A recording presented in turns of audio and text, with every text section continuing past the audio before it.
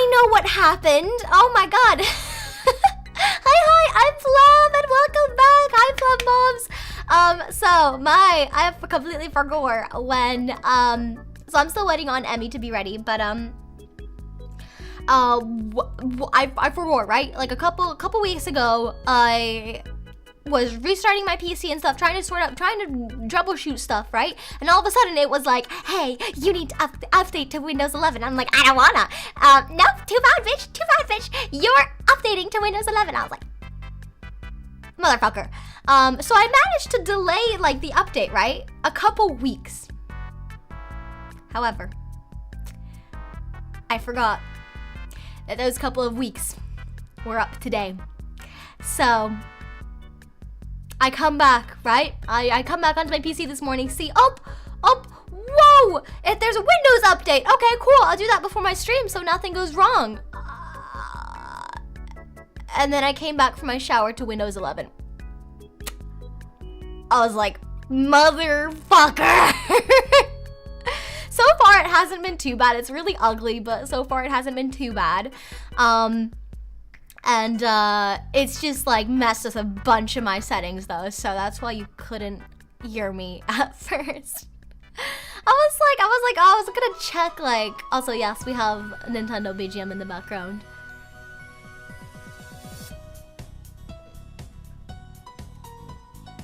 I'm waiting for Emmy to call me, and then also I am very sorry. And my setup is still scuffed as fuck, so sometimes I lose tracking when I go over here. Oh!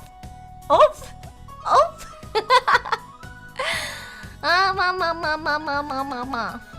loving the Wii Sports music. Hell yeah. That is going to be our drawing BGM because, well, teleport and plummet, indeed. We're gonna just, we're just gonna have fun while we wait here. Wee. Oh, I don't know, is she gonna call? I'm like, I don't know. Here, let me see if I can move stuff around a bit in the meantime.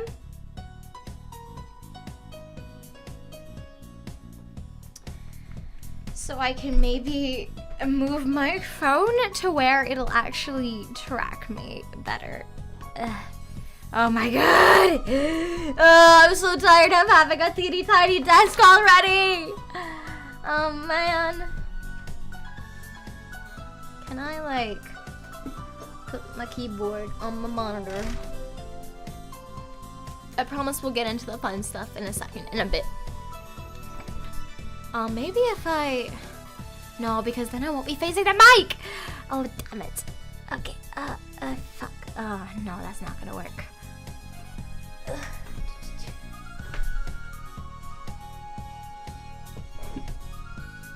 I'm excited, right? Because I invited her to the collab. The Big Lethal Company collab, right? And we didn't get to interact like much at all, so I was like, oh, wouldn't it be fun? We're both artists, we both made our own models. Wouldn't it be fun if we did a little art collab? And she was like, yeah. And so we're doing that now. So yippee, I'm excited.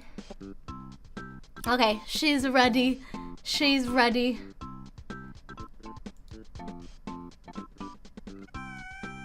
Oh, the Nintendo music is perfect for this.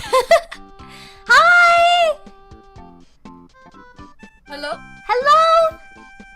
Wait, fuck, I can't hear it. Hold on, 1 second. Uh-oh. Oh no, wait, okay, it's on, let's just quickly change that off of default so it's, make sure it's,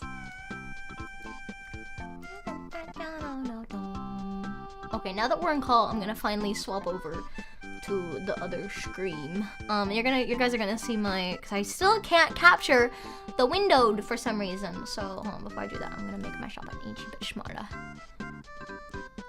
like that. Okie dokie.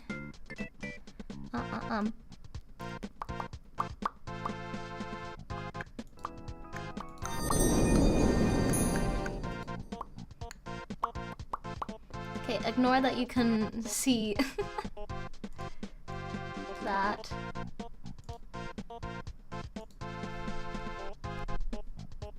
Come on. No, for God's sake.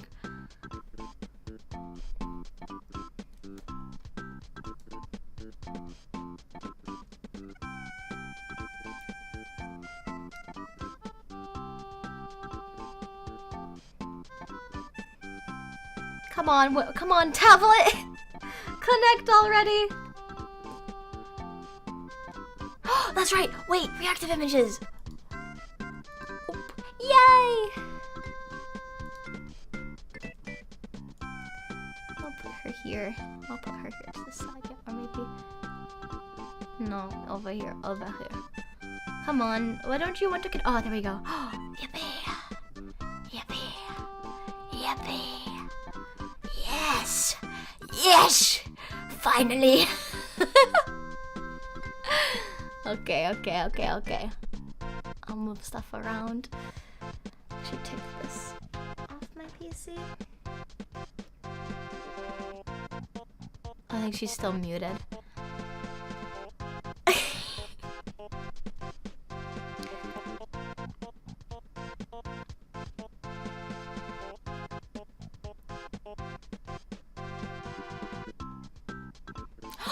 Do you guys, in the meantime, do you guys want to see progress on CJ's model, on Calamari's model, on Tuesday? Oh my god. Oh dear, my tablet is going to slow down a lot now.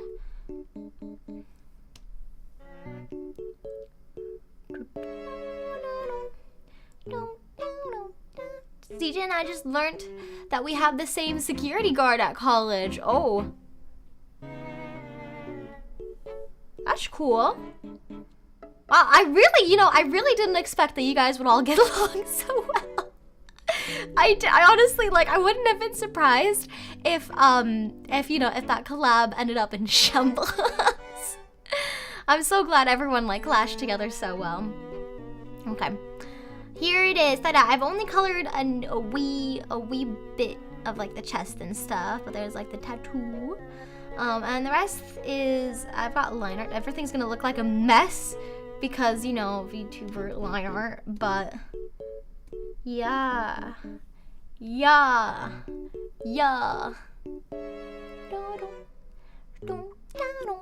So I'm hoping to have it done sometime by the end of, like, next week. Because I want to do a chain together stream with the Plumbers, aka Bob, Aether, and Calamari here.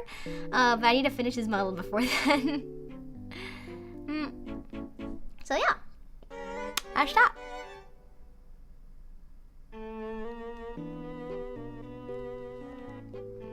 We vibe to music for now.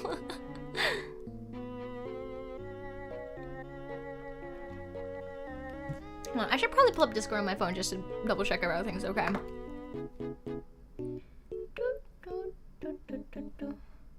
Oh, I can't hear you. Oh, shit.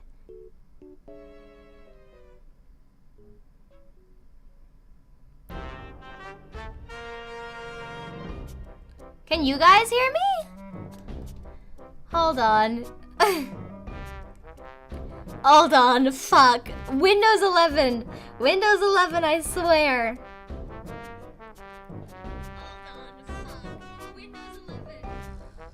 Nope. Okay, this is a problem on her side, I think. Fuck. Hold on. I've just joined on my phone temporarily. Can you hear me through here?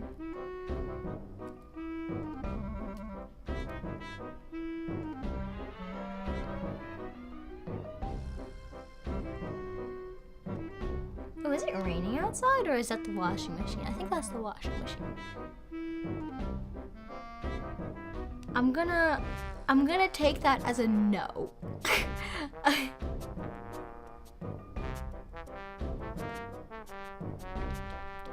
Oh my god.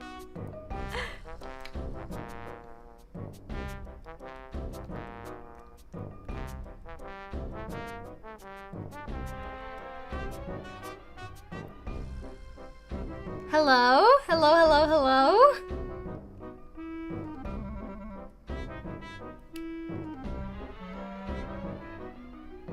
Try joining server VC maybe.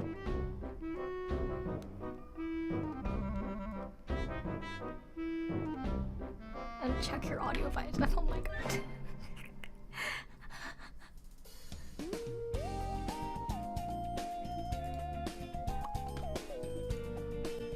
Yeah, it's gonna go to that. Don't worry, it's okay.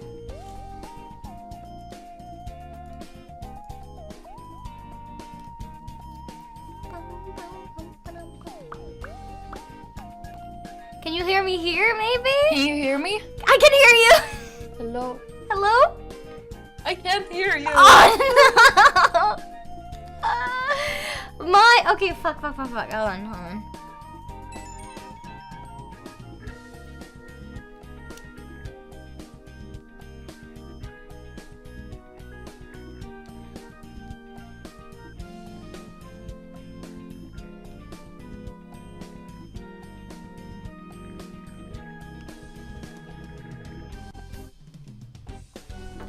Thank you for your patience, guys. Oh dear.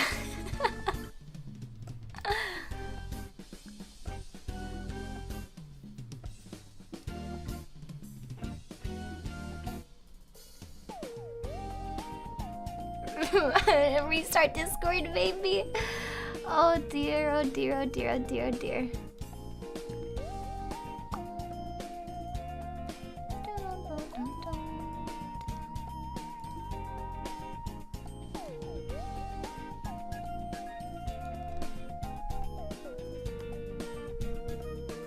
Bro, why does it do that? This app is so freaking stupid.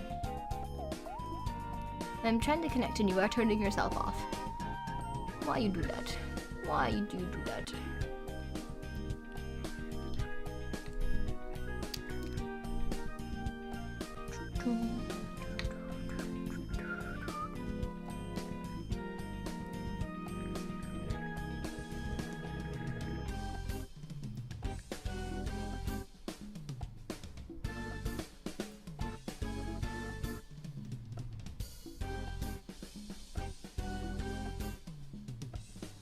You're not a VTuber. Hello? Can you hear me? I can't hear you, by the way. I tried to put it on a stereo and it does not work. Wait, hold on. Oh, baby, wait. Oh my god, don't tell me it fucking did that for... Hold up. Ay.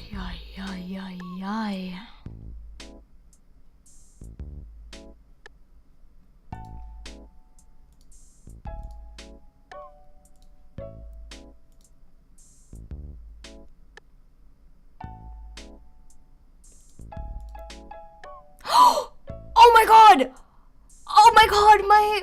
Oh, I've been trying to get that to work for months. For weeks. Holy crap, I've been trying to get this Apogee control to work for weeks. It stopped working randomly. Okay, well, thanks Windows 11, you did that for me. Yeah, this is all good. This is fine. So what's that? What the heck's going on? I don't think... Hold up.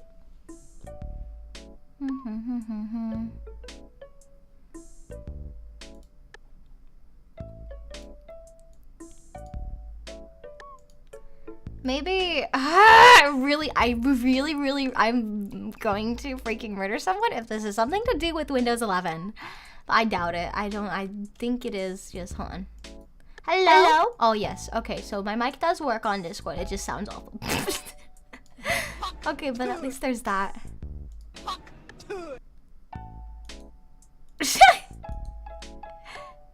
I don't know, as she's testing, I usually mute everyone's soundboards. I don't know if I should. Fuck, what do I do?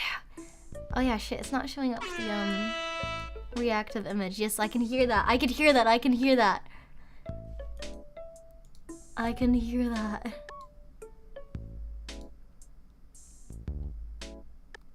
Okay, I figured it out. I know what the problem was. Can you hear me? Yes, I can hear you. Finally! Holy shit! Oh my god! Oh my god, I'm so sorry. You know Don't apologize, you're totally okay. Oh my god. Finally. Please introduce yourself to my stream. Hi, I'm Plum. I'm a voice actor, artist, gamer, VTuber, you know, the list goes on. Yeah, It's nice to meet you! Blushimians, I think you guys call yourselves, yes? Yes, Blushimians, right, guys? We call ourselves that. But also, oh my god, the issue was that your what is it called? Mic? Yeah. So I know you mentioned stereo. I was like, yeah, my mic's mono, but that should be like something I change on my end, not somebody else's end. No, basically, the thing was, from our Lethal Company thing collab, I had put down your volume to 0%. That sucks so bad. I cannot believe I did Oh my god, that's brilliant. Yeah. Well, Oh my god. Well, now you're here, and now we can begin. And I'm so happy. I'm so excited. Finally, damn it! I've had Nintendo like Wii music playing on in the background during this whole ordeal, and it's been brilliant. Awesome. Like, awesome. That's good. Okay. Also, I'm sorry. I feel like my stream is gonna be a little bit dead because I never stream. Like, basically, I forgot that I could stream for like for once a whole week, and so now nobody's here because everybody forgot. But that's okay. No, it's okay. Like during like September and October are usually like the worst months for streaming anyway, because everyone's returning to school and like work and stuff, and things get busy. So like it's totally normal. Don't worry. Okay. I had to about like right before I moved about a few weeks ago. I had to completely like purge my audience of kids. So like I've like not been having a good time with like numbers. But it's okay. Alright, good. Okay. Damn. I'm sorry. I'm like don't apologize, dude. You're tired. okay. Thank you. I'm tired. Today's been a sleepy day, so yeah. No, you sound like you just come from like a busy day. It was definitely a busy day. Like, holy shit. I mean, I just school, basically, uni and stuff is so great and such things. Do you do like art? Yes, I actually do game design and graphics. What? That's so cool! Yeah, thank you. I've only worked on like a couple of games so far because now we're working on like board games, which is super boring, but apparently important for game design, but yeah, it's fun. I've heard that from, I have a couple of other friends in game design as well, and I've heard the whole board game where you're like, ugh. Yeah, exactly. It's like, it's kind of a meme now. We're just all like so fucking tired of it, but you know, it is what it is. It is what it is. 'Tis what it is indeed. Yeah. Also, let's start drawing, I guess. Yes! What? Half an hour in? Hell yeah. That's normal. That's normal though. Okay. Like the stream doesn't start until like a couple hours later, you know. Welcome to VTubing. Hell yeah, awesome, great.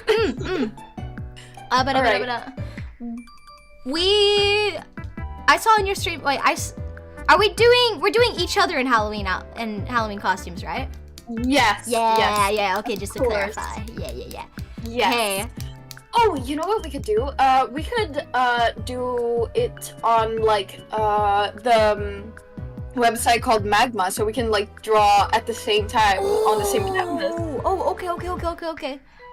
That could be nice. Yeah, let's or try. like a starting sketch, you know. I have one itsy bitsy problem. Tell me. My internet speed here, because I just moved here, right? My internet speed is really, really bad. Like, as in 20 megabytes per second download and 5 upload. So I'm kind of afraid that that's not gonna work for me. But hold on, I do really want to try. Well, let's try it out, and then if it doesn't work, you know, we can just do like a starting sketch, put it together, and then render on our own, you know. Yeah, I just thought we'd do sketches, like, just like a quick, like, 2-3 hour thing. Yes, absolutely. That sounds good. Hold on, let me create a account. Apparently, I already had an account. Also, hello, Ivy Matter. Welcome. Sorry, I don't know like what the good what is it called? what a good balance between talking to the chat and talking to you is like. I know, it takes time to learn, and like, it's really difficult, like in big collabs, like usually you just don't have any chat interaction, but that's normal. Yeah. And then I feel like, cause with like drawing, it's very chill, and we're both gonna be like, you know, I cannot for the love of me do two things at once, so I'm gonna like ask you a question, stop drawing, be like, continue. Because all of my art streams end up with me doing nothing for like 2 hours, and then we're like, okay guys, let's just play Minecraft or something. So wow, yeah. so much for an art stream. I'm joking. No, like for me, it's like, yeah, chat.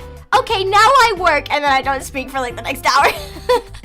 Right, exactly, and that literally, because I'm a yapper, as one of my chatters just said, I'm a yapper. I just like to talk about nothing over and over, and everybody hates it. But I mean, they're watching me for a reason, I guess. So. Also, I'm pretty sure, I think I created the file thing, so now we can like draw together, I think. Do you have to make an account to like join a thing? I'm guessing so, right? Yeah, but it's like really easy, so. Yeah, okay, hold on. I'm gonna have to reconnect my art tablet, but hold on. Oh. Go ahead, take your time. Wait.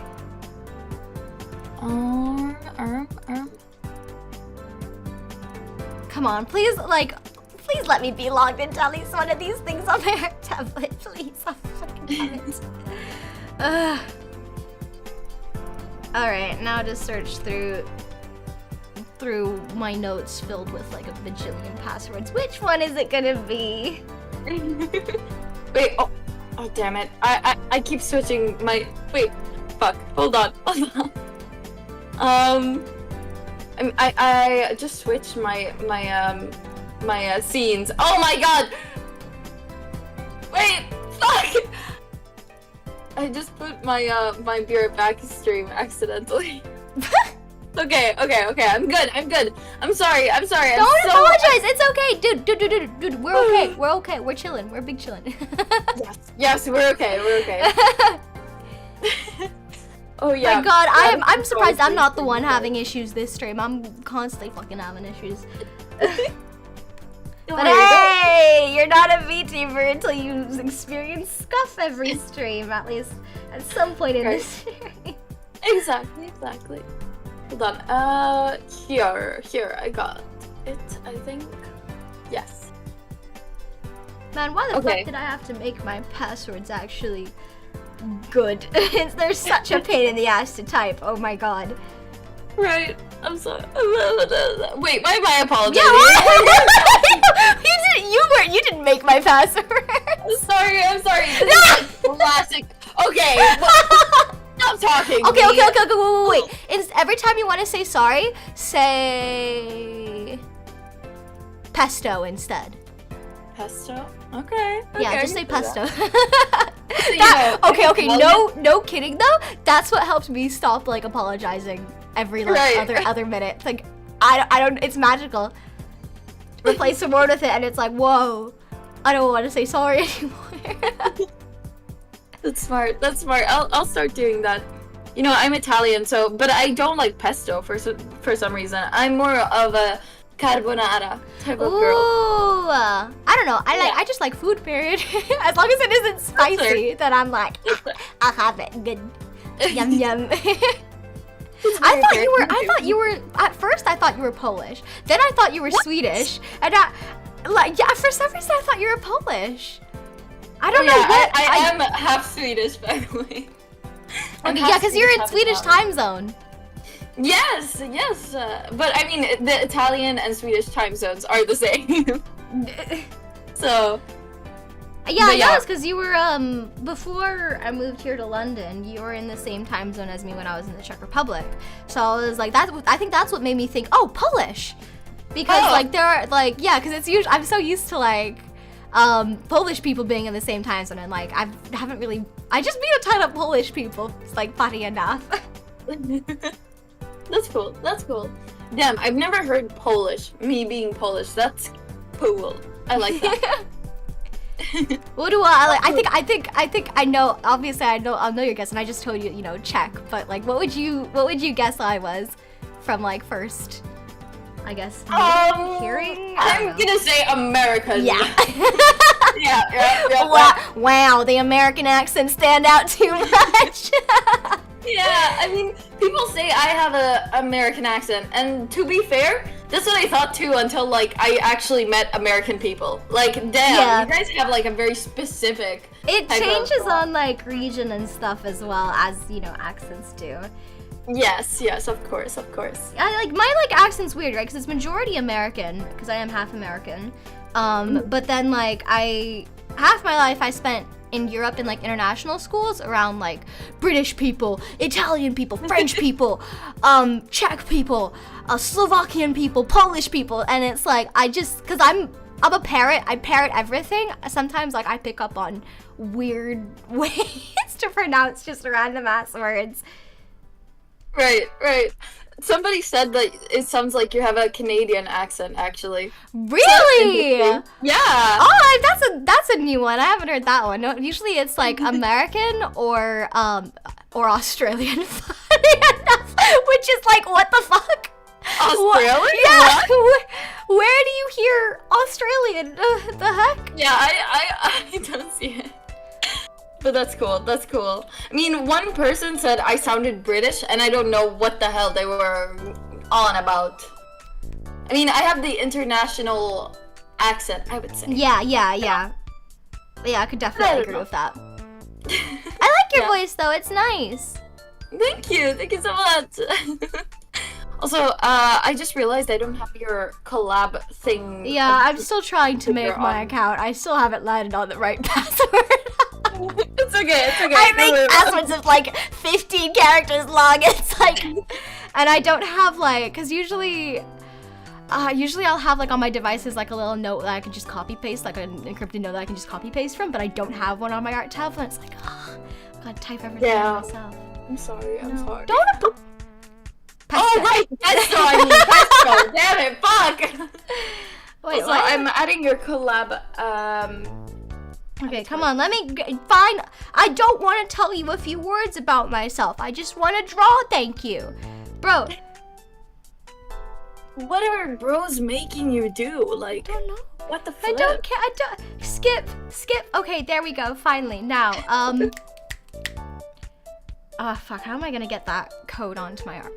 Because my art tablet, I've got the Mobile Studio Pro, which is like, it's great because I can like take it to like the kitchen and work in the kitchen or something, but then it's also not great because every time it updates, it logs me out of everything and I can't be bothered to log into everything to like get stuff again, like Discord.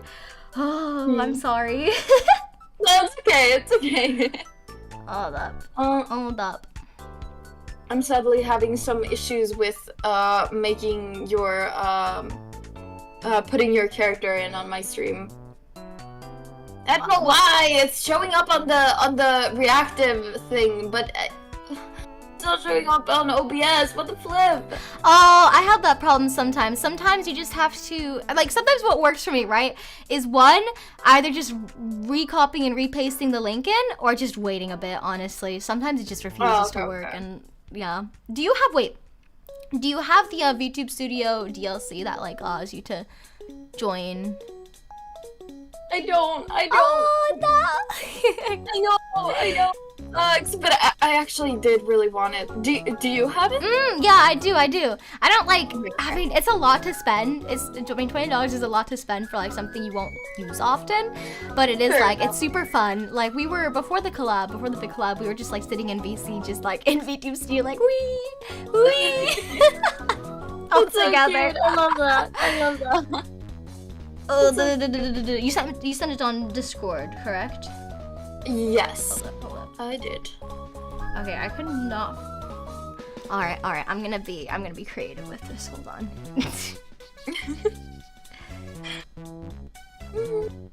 Oh wait, can I just? Let me see if I can just type that link in. Ooh!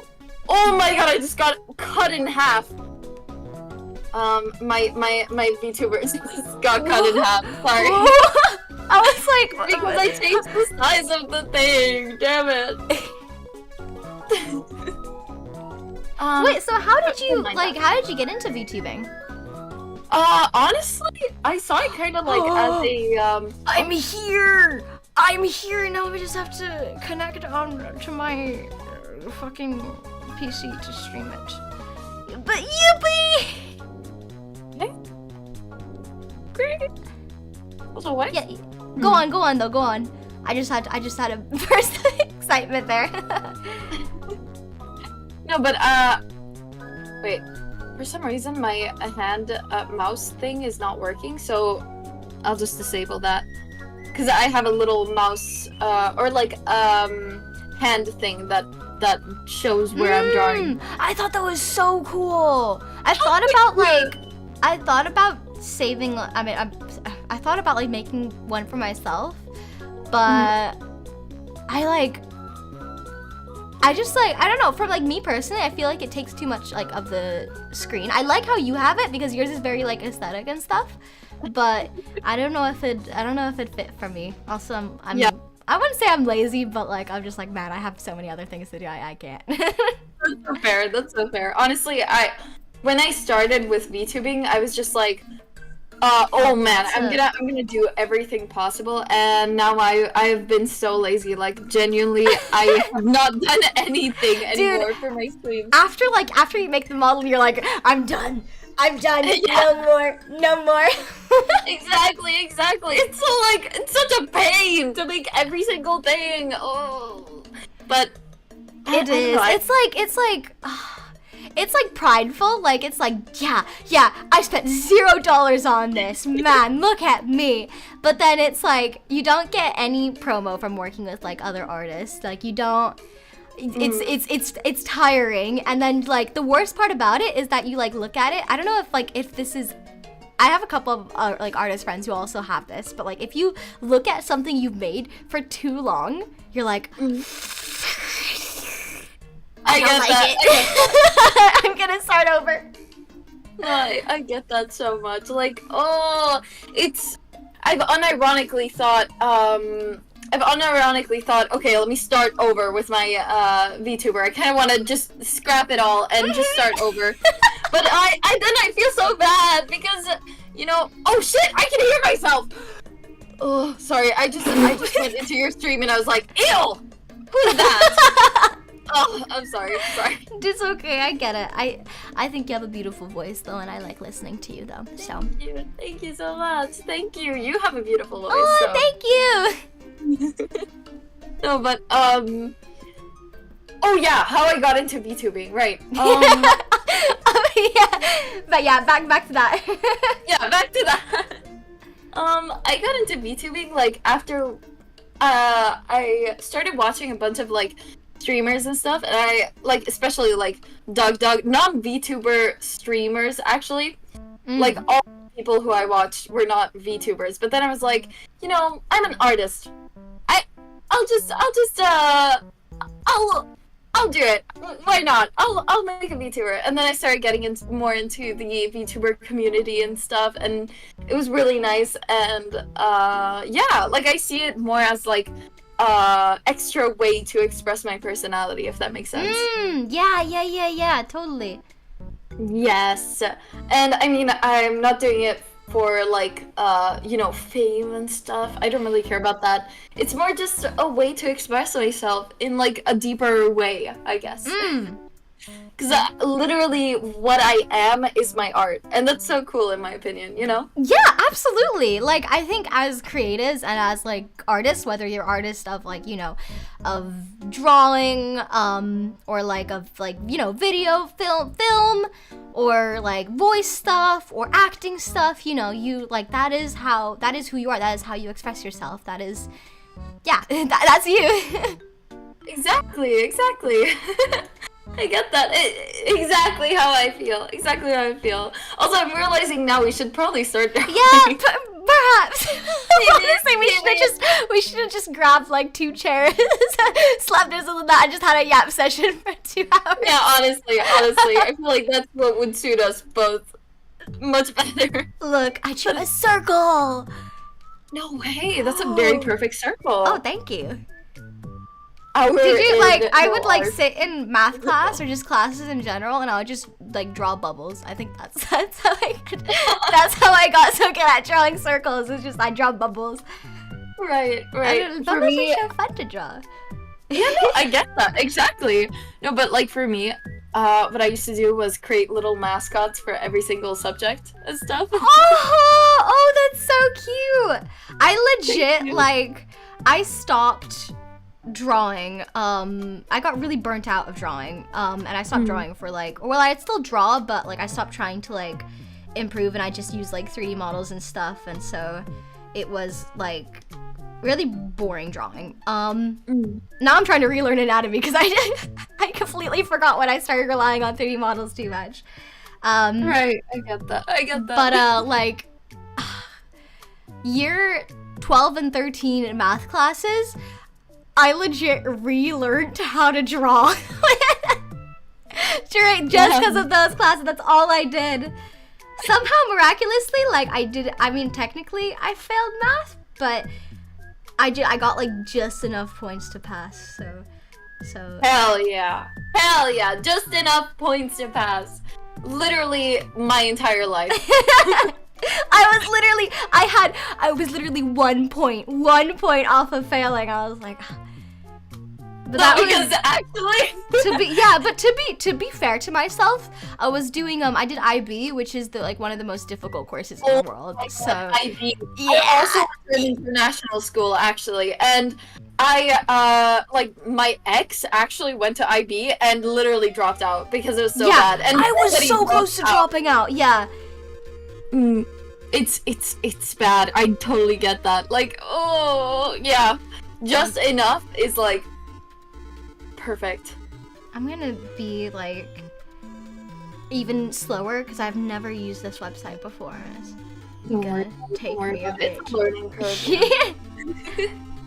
Also, Radis, yes, I have been with people romantically. Is that? Oh my god! I've been dropping lore on you guys. That's insane. I love dropping little hints of lore. Like, nobody knows me in reality, except for the people who actually do know me in my chat. But it's so silly. Like, they have no idea who I am, and I think that's so fun. That's so cool. I mean, yeah, you like the more you stream, the more like you get to know your chat, and the more their chat gets to know you. I think that's great. Right? I like that. Yeah. I love that. I love that. Is there a where's lasso tool? Yippee. Also, Radis, no, I have not dated 2,385,598 people. No. Okay. You have to chill. Radis, I'm okay. Now, how do I how many people?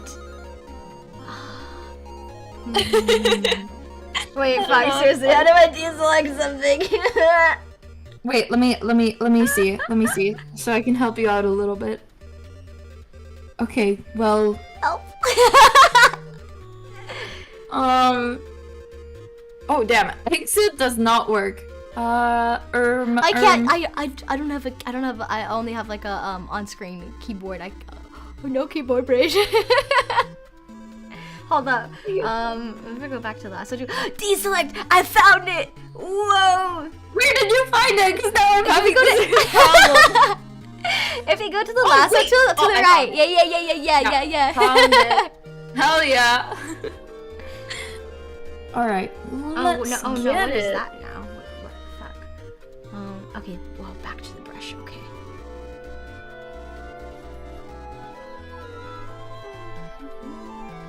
What kind of music do you have playing in your stream? I have Nintendo music and Wii music. Hell yeah.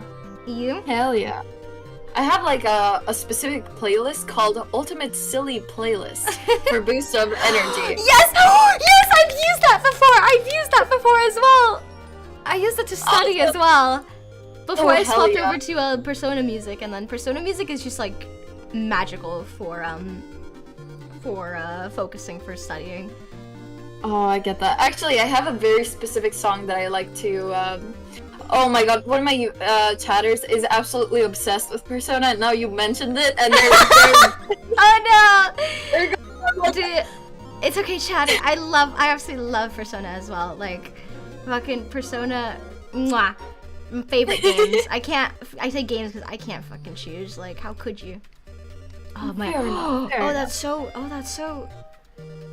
Oh no! I like flipped my like pen over to erase and it kept brushing. I was like, oh no! I'm not used to that. Fair enough. Also, let me say, oh yeah, I don't like Persona actually. What? I know. Insane take, but it's okay. It's okay. Your opinions are somewhat valued. That took a lot to admit. Thank you. No, but I'm only slightly offended. I'm joking. To be fair, I did only play like maybe 1 hour of it or something. Oh, so... it is a really dialogue heavy game. And like it is hard to get into. Like if you haven't played like a lot of JRPGs or like visual novels, for example. Yeah. And did you play Persona 5 or 3? I think I played Persona 5? Yeah. Then, like, I mean, with both games, people have said that, like, the first part of the game, the first, like, 10 hours is really slow, so... Damn, well... Yeah. So that's completely understandable. Alright, understood. I mean, I do really like another game that they made, the company made, which is Catherine. Yeah. Okay, wait. But I think we can both agree on something, though, with Persona and Catherine, and just... Yes. I'm really bad at names. I keep forgetting the artist's name, but the art. Yeah. I remember the first thing I drew when I got my iPad was literally Catherine, because I'm so inspired by the art in those games. Oh, and also the music, obviously. Yeah. Like, oh my god. Peak. Beautiful. Honestly, also, damn. Now my chat is debating which Persona is the best. That's difficult. They're like, oh, they're all really freaking good. I had that dilemma. I was like, Persona 5 was like my #1 game, and then I played Persona 3 Reload, and I was like, fuck. So now I just say like, oh yeah, these are my top 3 games, and then I put the 2 Persona ones in one, because they're both Persona. Right. That's cool. Also, did you know that apparently Twitch has now like restricted VTubers? Yes, that's not the first time. They literally have a thing against VTubers. I'm very. I mean, to be fair, you're okay. You'll be okay. But like, I'm modest. I'm here. the prejudice against VTubers is real. Is real. Damn. I mean, tell me more, because I mean, I don't know what I'm doing. So I've only really seen the Twitter stuff because I stream on YouTube. But I know like it's just mainly clothing stuff, but the problem is it's completely fair, right? But the problem is they only enforce it onto VTubers and not like real life people who are streaming in like hot tubs and bikinis and stuff with like a teeny tiny corner of the screen being a game. Like those people go off like scotch free, right? But for some reason, like us VTubers, like we'll get shot down by the manhammer immediately. Damn, that's so stupid, because I thought it was to make it all more fair, like, because I mean, I do understand if Twitch wants to, like, make VTubers wear, like, less skimpy clothing, because I've definitely seen a lot of VTubers, you know. I mean, what you have, for example, is totally fine. I totally think it's, like, completely okay, you know? But I've seen, like, some VTubers who are, you know, barely dressed, and to be fair, it is still, like, a streaming platform where kids can see, you know, and... Yeah, I mean, like, you can mark your, like, stream for, like, 18 plus and older, but, like, the problem is, like, not a lot of people do that, and obviously, you know, kids will be kids, and we'll press the okay button anyway. Yeah, exactly. Then there's also the problem of like I know on YouTube because for some like I had the 18 plus thing for like a good few weeks to just kind of push out all the children that came from my Poppy Playtime and Bendy and the Ink Machine streams. And the problem with like marking your streams or your like content as 18 plus on YouTube yourself and just in general is it will get completely like you have to have a link to it basically. It won't. You'll be shadow banned basically. Oh no, that and sucks. Yeah, it's really shit. Sorry about that. Damn, that really sucks. Cause like, I mean, what the flip? I mean, I don't mark mine as 18 plus. I think kids are allowed. It's just I don't want like 13-year-olds. Exactly. You know? Yeah. Cause like I mean teenagers are fine, you know. Yeah. I have a couple of followers who are just teenagers and they're chill, so obviously they can hang out with us. Also because it's not like we do anything weird. Yeah. You know. Like. And plus, you know, kids will be kids. They will find a way to get on your streams anyway. So you might as well. Yep. Yeah, you might as well be family friendly. And oh yeah. One of the chatters here is a teenager. So oh, teenager spooky. Oh. Even though we're both technically teenagers ourselves still. I mean, actually, my birthday was recently Same! and I'm not 20. Wait, when was your birthday? 26th September. 26th of September? Mine was the 5th of October. So like Ooh. 2 weeks ago. Yeah. So you're I know it because on your bio said 19 before, right? So now you're 20. Yeah. Oh, Yeah. big 20s. I've just turned 19, so I'm a year below you. Damn. But that's cool. That's cool. I feel like 20s. I don't know. It's crazy to say I'm 20 years old because I do not act like what I pictured a 20-year-old. I think that goes for a lot of people, yeah. And it's like I'm like, man, I'm not ready for that. I get that.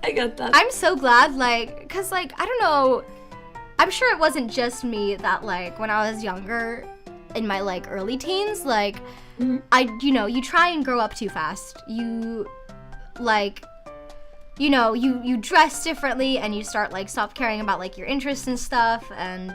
You like try and mingle with try and make yourself mingleable with like the cool kids and that, and I kind of I felt like damn I kind of lost my childhood with that, so I like sometime during high school like 2 years ago or something, I just went on a big nostalgia trip. Like I just went through all of my interests again and rekindled stuff, and like I'm so glad I did because like now I'm like okay, now I'm like somewhat ready to be an adult and act like an adult. I get that so much. I mean, like I think it also varies from country to country, Like for example, in my country, it's very common to drink when you're a teenager. Yeah. Yes. Yeah. And so, dude, if you haven't had your first beer at 7. You can't call yourself a Czech. But basically, like, for me, I definitely love myself. Hi, Celesta! Quickly. Oh. sorry, go on. Hello, Celesta. Sorry, no, but, I definitely get that, the feeling. Also, sorry, now, wait, I'm mumbling a little bit because I just took a dextro energy tablets, glucose, fast and direct thing. Oh. Yeah. Hold on, let me chew.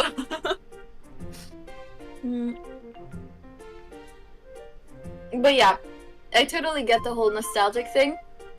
Even when I was a kid, I was nostalgic. I think nostalgia is just my favorite emotion to feel. Yes! Oh my god! Yeah. Absolutely. Like, yeah. But, like, I'm glad I did because I rekindled, like, a lot of, I reconnected with my, like, my little me, my child self. And, like, you know what? It did wonders for my mental health as well. Highly recommend. That's awesome. With art and my younger self, I always think, like, oh my god, my 12-year-old self would literally piss her. Whoa! Oh my god, I'm sorry. I'm sorry, my chatter's just redeemed the jump scares. Get fucked. I'm joking.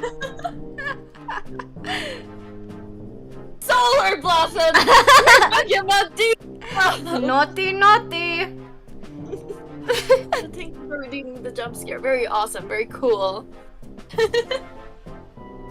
But also welcome, Solar. Hello. How are you doing? What's up? But also, as I was saying, 9-year-old me would be like shitting her pants seeing my art today, cause like what I draw now is literally what I inspired to be when I was a kid. Like That's literally great. my reference material. You That's know? And good though. That's like Yeah. that's really fucking good. Like I like lost again. Like I lost a bunch of years being like,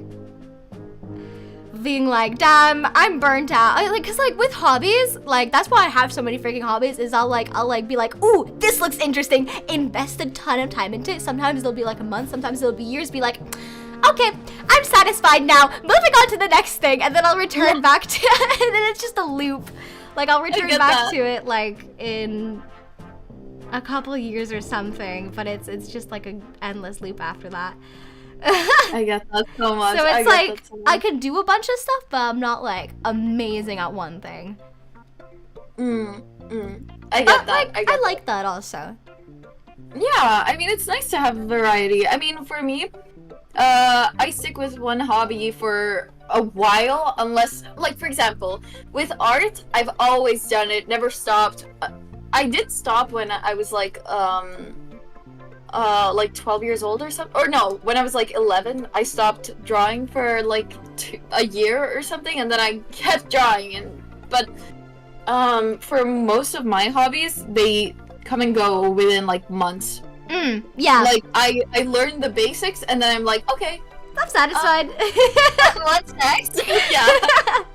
But I get that. Same with like games and stuff. Like before, I was super into Overwatch, and now all I play is Fortnite. Fortnite with the boys, you know. Yeah. No, I 100%. I'm the exact same with games. Like you have that like month or like 2 week long period where you're just like, this is the only damn thing I want to do, and then and then it's time to move on to the next thing. I'm just like, I'm hoping, I'm scared, because like I've done this a lot, right, where I'll, you know, because I've always had kind of like an online presence. I've always had some kind of social media, right? But I've never stuck to the same one. I'll be like, okay, I'm satisfied. Restart the whole thing now.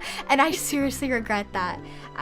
So I'm really hoping now that I'm older, I can like get out of like that kind of non-commitment kind of habit and like, you know, stick to something. That's why I went back, because this channel I'm using right now is an old channel. It was my first YouTube channel from when I was like 8 up until 13. And I left it. I did Animal Jam. And then I left it for years, and I did other YouTube channels, and like I regret that, because I could have built on it like so much. Even if I stopped doing things, I could have had like a proper like history on it. So that's what I'm trying to do now, is like, you know, stick to one thing, stick to like maybe 2 things to, you know, separate VTubing and Oh yeah, I get that so much. Like, for example, honestly, I definitely have at least 12 Instagram accounts. I know that for a fact. yeah, I totally get you. Oh my god. Yeah, like, I kept starting over and over, and it was so silly. Ugh. And now I have like a bunch of history on so many accounts that I will forget in like 5 years probably, and I'm very sad. But now I'm keeping to my name. Like, I haven't changed my username for a long time now. I've been Blushimia for a while, and I am happy to create a little bit of history in my little niche of the internet space, you know? Yay! So I totally get that. Like, that feeling of like, oh, I'm not building enough on one thing. And, you know, yeah, but then you can also look back at the other accounts that you made and think they were just silly, and look at them as like different parts of your history, you know? Yeah, like, I don't know, I don't think they're silly, because I, like, yeah, and sometimes, like, the moment, or, like, when you, especially in your teenage years, you look back at something and you'd be like, damn, that was so cringe, I need to erase all evidence of this ever existing. But then, like, as you get older, you're like, well, damn, like, you know, you're just a kid having fun, like, you're just having fun now, even if it's, you know, maybe you're not gonna be into it in a couple years, but hey, what matters is that you were, and that's what I tell, like, younger people now, is, like, what matters is that you're having fun. Right. Yes, I totally agree with that. Like, for me, having fun, being happy with who you are and stuff is the most important thing. Like, when I was a kid, I was always like, money, because I thought that was what I needed to be happy, and no. No, you know, yeah. Also, I just realized I kind of just drew your character and didn't add any Halloween stuff. But that's okay. Yeah. Sorry. Oh, I forgot how to speak to Me other too. people. Me too. It's okay. I've like been relearning because like, oh my god, high school. Like on the topic of like back to high school again. Like high school is a fucking nightmare. Oh yeah. I did not speak at all. Like after my first year, because my first year was kind of bonkers, as freshman year is getting thrown, because like my middle school, right, was a school full of like, it was years 4 to 10, right, 100 people in the school total. The year below me had 3 people total. Yeah. What? Yeah, and my class had like 11, 12 people, so it was very like a tight-knit community. We were like kind of like a family. And so going from that and like similar schools like that through my life, getting thrown into like a huge international like high school with like hundreds and hundreds of people, it was like, whoa, look at all these people, oh my god. And I was a real like doormat back then. I was a real people pleaser, so a lot of people walked all over me. I get that as well. And yeah, so I like, after my first year, because like I went through like a partying phase that first year, as you do. After that, I was like, nope, I'm a lone wolf. I'm a lone wolf, man. Like, I ain't speaking to nobody. And so like, I lost any possible social skills I had before. So I'm like, that's one of the reasons why I started VTubing actually, is like for the community and stuff, and like to learn to talk to people again and, you know, communicate, because like with like what I'm going in with, the like industry I'm going into and stuff, that's really important, and I kind of really suck at it. So, you know, time to get that back up now. Wait, what industry do you want to go into? I want to become a voice actor. I want to really put my all into voice acting. Yeah. I've been voice acting for about 6 years now, but being stuck in the Czech Republic where like there maybe be like, you know, 100 voice actors, right?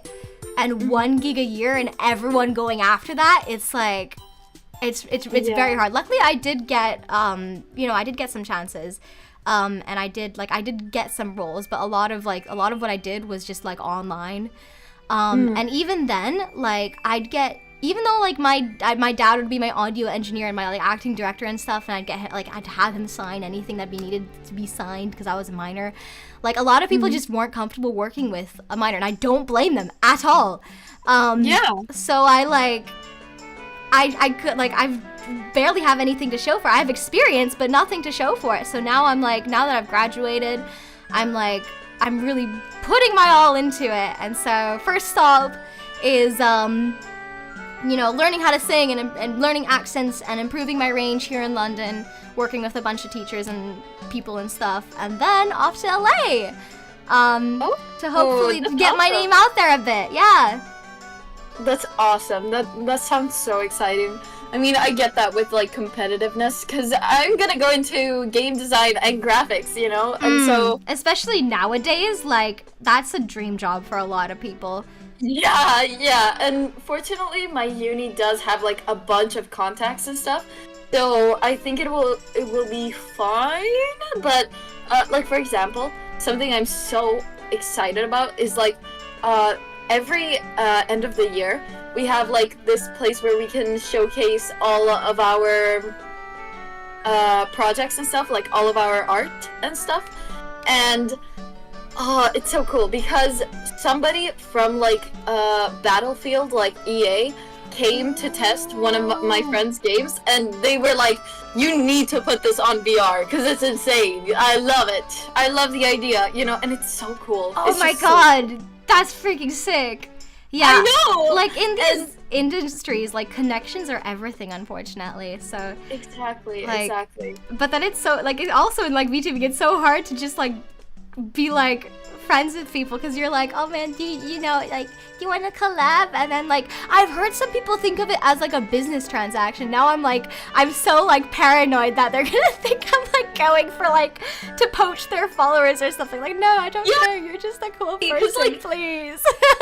Yeah, no, literally, because I have tried to reach out to people to collab and stuff because I just want to have more artist VTuber friends, like have that need, you know, and they just never reply. And I mean, I get it. I'm a small creator, you know, like I have like 100 followers, which is why like I was so excited when you said, you know, really? collab.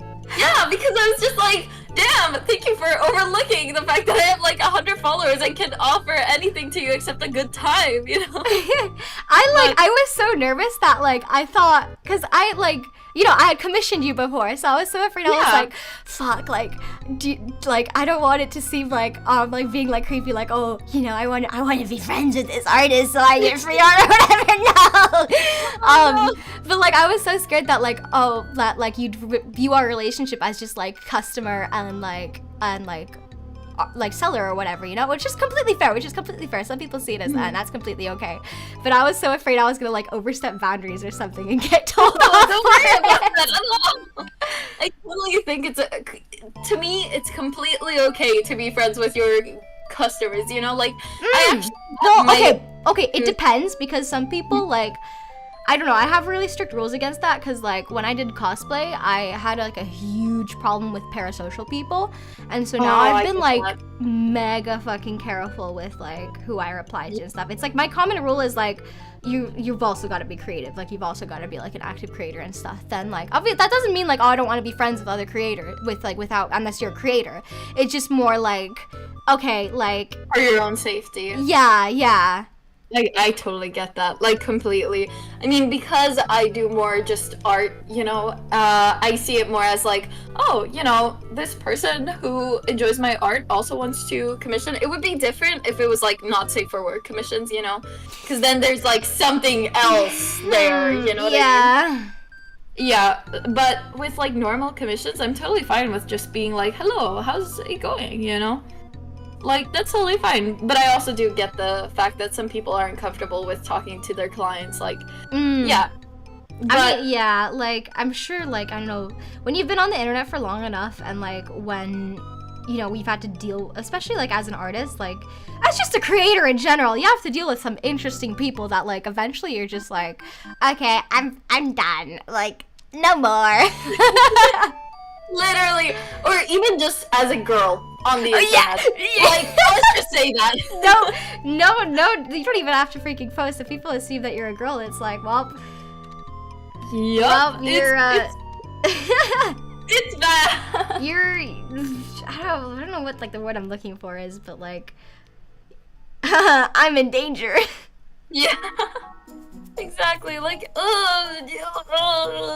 like, that's why I'm much more receptive to other girls, you know, like, when they come up to me and they're like, oh, do you want to collab, or, oh, do you want to, like, hang out, talk, something, like, I'm totally fine with that. But when it's, like, men who just want to, like, talk, I don't know, I have to be a little careful. Yeah, it's like, you know. But I also, I like to establish, like, a nice community of people who all care about each other and stuff. So that's why, like, I like to talk to my viewers and have, like we have a Minecraft server all together, and I think it's so fun. I just love it, personally. Yeah, absolutely. Yeah. I'm gonna wait, because I'd like to make a Discord server, I think. Because I know a lot of people have them, and, like, I've had a couple people ask, but I think I'm gonna wait to do that as more of like a subathon goal or something like that when I have a larger community, because I just like, I'm like, I barely have the time to like check up on like my friends. Usually like I'll just, you know, hop into, that's like why I made like the Discord server that I invited everyone to the Leaflet Company Club. It was literally just meant to be like a little group chat, so like you wouldn't have to like, you know, call someone and have their phone ring. Right. And just like, you know, hang out while working or something with your friends just to catch up, because I'm so fucking bad at staying in touch. I'm just like, if I'm not like I'm a workaholic. If I'm not working like or doing something every second of the day, it's like I get depressed. No, because for me, it's the exact opposite. I hate working. I hate working. I'm an oaf. I can admit that. But because of that, because I love immersing myself in my own stuff, I always forget about other people. Like, genuinely, it's no problem. I have goldfish memory. It's bad. That's like, I mean, but like also, I don't know, the more like older you get, I feel like you also, you know, as your circle expands, like you realize that like, I always say to people like, you know, you have your own life, I have my own life. Like, you know, we can respect that. So, you know, we'll catch up when we can, or we'll catch up when we see each other again, or when we call next. Like, I don't need checkups. Like, you know, you do you and I do me. Yeah. I get that very much. Like, for me, with my friends, I basically have only talked to them when we see each other in real life. I mean, that's also why I love calls, too. Like, I am not a texter. I hate texting. I'm such a bad texter. I'm such a fucking dry texter. You'll never like. Also, I'm like awful at replying to stuff, because I'll be like, oh, I gotta finish this before I can reply to this, and then forget about it until like a month later and be like, fuck, whoopsie daisies.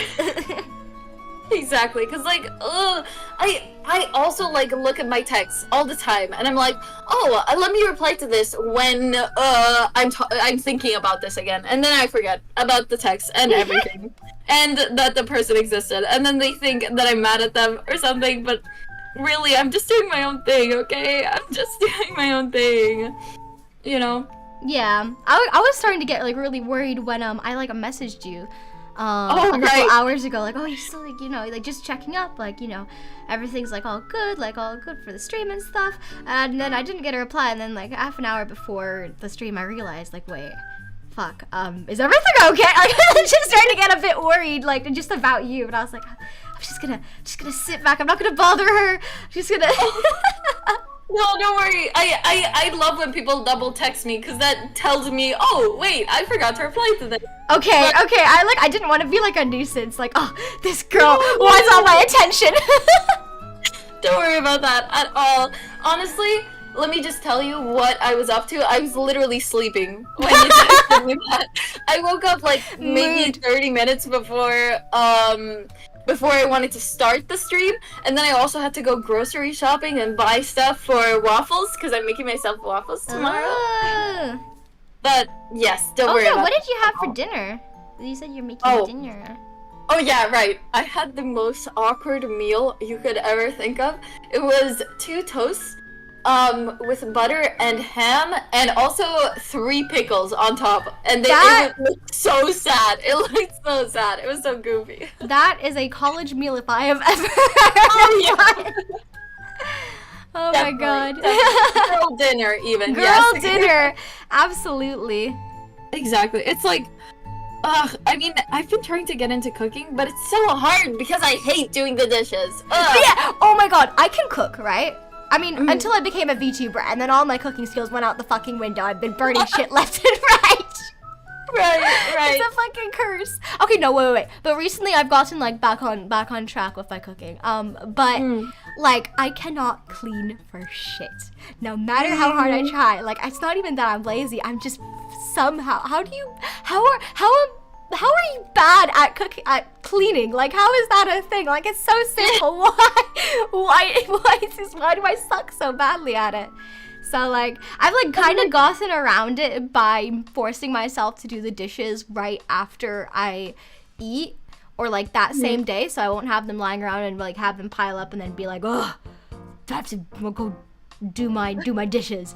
I mean, the thing is with me, I get like a cleaning spree every like once in a month, and so everything is so dirty the entire month except that one day where I just clean everything, you know? And the thing is though, my friends have noticed that I'm super bad at cleaning. So now, every now and then, they just come over to my house and do my dishes. Like, I don't even ask them to, but they're just like, okay, I'll do your that's so nice! yeah, it's really sweet. It's just that I always feel so bad because like they're doing all my dishes, and unironically, I had such a bad like depression period for a while where I could not do the dishes. First of all, because I hate doing the dishes because I hate the feeling the water and like dirty food gives me, you know? Yeah. I mean, yeah, I straight up like you. have OCD, so it's like a whole contamination thing, you know? But one time my friend came over to clean my dishes and we noticed like purple mold. I have never seen purple mold in my life. Yeah. Oh my god. Like, it's bad. It's bad. It was bad. But yeah, I'm not gonna talk about that anymore. It happens though. It happens, yeah. Oh my god, I like just yesterday and like a couple of days ago, I had like, I don't know what the bug is, because it's really fucking weird looking, because it's like nearly flat with like 2 long antennas and a bunch of little legs, right? And like it fucking just appeared in my cup one day and I was like, what the fuck? Ew! Like a silverfish? I think it was a silverfish, yeah. I need to look up what they look like. Little guys, like, oh. And like found another, because I thought it was like, oh, maybe it just like fell from like the fucking like ceiling or something, because like right, I had taken out a cup, right? I started filling it with water right there. And then, like, it almost looked like it came out of, like, the drain. Like, not drain, but, like, the faucet. Which was really confusing, because it has a grate on it. I was like, where the fuck did you come from, little buddy? Like, you're not welcome here, but... What? And I think they're, like... There's gotta be, like, some... I'm just hoping, like, a few in the cupboard. But the problem is... I can't reach it to look. I can only reach the glasses that are at the very edge. so I'm having like, well, right back to like what you said about your friends like coming and cleaning for you. It's the same with my partner. It's the same with Josh. Is like whenever he's over during the weekend, he'll do my dish. I'll cook it and he'll do the dishes and he'll do the cleaning and stuff. And I'm like, yay! That's sweet. That's so sweet. So I'm having him help me clean out the cupboard. The cupboard next time he's down. Right. Good idea. Cause like, oh my god, my grandma had like a really bad ant problem or like thing problem, bug problem, I don't know. But when I went to like open her cabinets, she had like this tape and it was filled with like crawling bugs on it, and it was just like, you know, I mean, you could do that, but also every time you open the cupboard, it would be like just a bunch of like little bugs begging for your life, you know? Yeah, I mean, at least I used to always release bugs when I caught them, when I found them. Yeah. But like, then I recently found out that like some spiders literally like, they will have a more painful death outside because they're indoor spiders. So I just put them out of their misery while crying to myself. I get that. I mean, I like to release every single bug that is in my house because it like, even if they are going to have a more painful experience outside. I mean, I don't deal with too many spiders here, but weird ass bugs, yes. And I don't know, I just leave them. I let them, the outside, take care of it, and it sucks. I don't like to think about the pain of another living being. Yeah, let's move on from bug death. Yeah, let's talk about something else. Like, oh, actually, I wanted to ask you, what do you want your costume to be? Because I'm like, I thought we just I'm leaving that up. I'm leaving that up to you. Like, dress me up in whatever. I've chosen. I thought you'd make a really cute zombie bride, so that's what I've done. Except I'm trying to make you more zombie-like because I've made you too cute. Right. But you are Because, very cute, so. Thank you. I just drew you as you are because I just wanted a little warm up, you know? Right, But- right, totally. But, okay, because I don't know what to draw you as, because I don't want to draw you as something that you might not like, you know? I love, like, everything Halloween, and, like, plus it's just, it's not, like, it is, I mean, I guess if you want to go in, like, commission terms, like, oh, it's Skeb. Right. I really, like, you know, I feel like what would be most fitting of my character would be vampire, but I also really love witches. But there's so many other there's also I was also thinking oh, you could either go with we could either go with the traditional kind of sense, like the zombie nurses, the zombies, the witches, the ghosts, whatever, or you could go with you know, characters dress me up as fucking Yoshi or Kirby, for example, you know. I don't so I don't know. It's hard to choose for myself. Okay, I'll sketch out different outfits. I drew you, and now I'm just gonna put different outfits on you. Yay! Dress you up and such. Yay! Alright, let's see. I don't know what to wear for Halloween. We're gonna have a big party, the university is throwing a party. That sounds Yeah. fun. I know, and I'm excited for it. I just don't know what to wear. My friend gave me a pink wig, so now I can cosplay any pink characters. But I don't know yet. What's a... Because obviously I think you'd have to do a closet cosplay. So what's a good pink-haired character to closet cosplay? I was thinking Natsuki from DDLC because... Yeah! Wait. Fun fact. That's actually how my voice acting career started. Was Natsuki from DDLC. It was actually it was the official dub for Doki Doki was supposed to have an official dub. And I actually ended up getting, that was the first thing I don't know how, maybe it was because I was 13 and had a really squeaky voice, so it was perfect. But I ended up getting cast, right? And I was supposed to, I've had this awful luck with voiceover in general, where I was supposed to get flown off to Hawaii to record, right? Because that's where the studio was. But then they ended up canceling it. No! I know! And I've had that happen. It's I can't even talk about it anymore because it's just just sounds like an excuse at this point. Oh man, yeah, I was supposed to be in this thing. But then I got cut out, but then it got canceled, and it's happened one too many times. Sorry, that sucks. You would have been so perfect for Natsuki, I fear. It would have been so good. Maybe in the future, who knows? But yeah, go on. That was just, I bought it in. No, I love the personal lore. It's so lovely. I love that. Yay. That would have been so cool. But also, yeah, I mean, I have a very, very controversial Halloween costume idea. I just came up with it. The nurse from Yandere Simulator. Oh my god. Oh my god. You grew up with the Yandere Simulator as well. Yeah, I love that. I love that. Yeah, I fucking hate the man behind Oh this yeah. sweater. If there's something wrong with you, if you don't have a problem with him at this point. Yeah, no, literally, because ew, gross. The fact that there's allegation that he groomed. No, he did, right?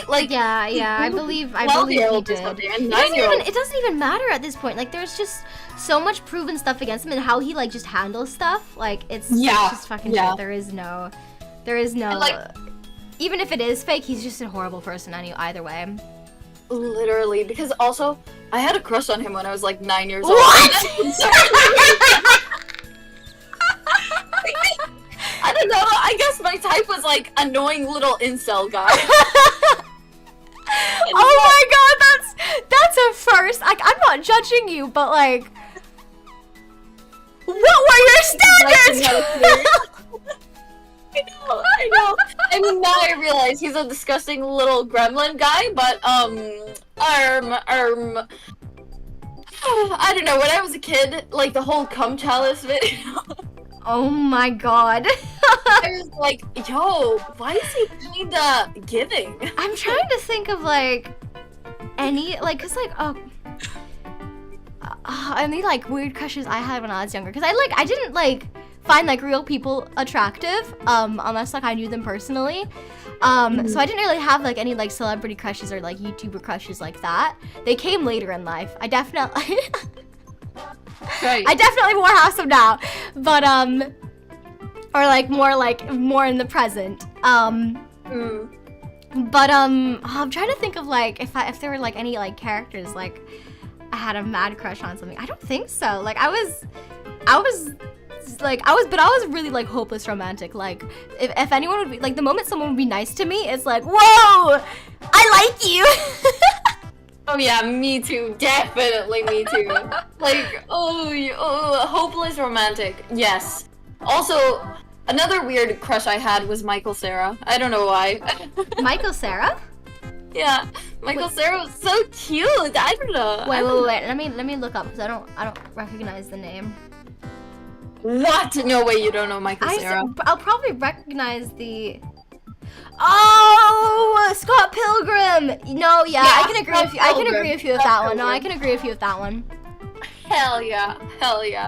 But like, I don't know. I don't know. But I think I've grown out of my weird crushes era. I've matured. I know what's right for me. I don't know about like. I swear I'm not trying to like hide something right now. I've definitely had weird crush. Okay. Well, like more like current ones.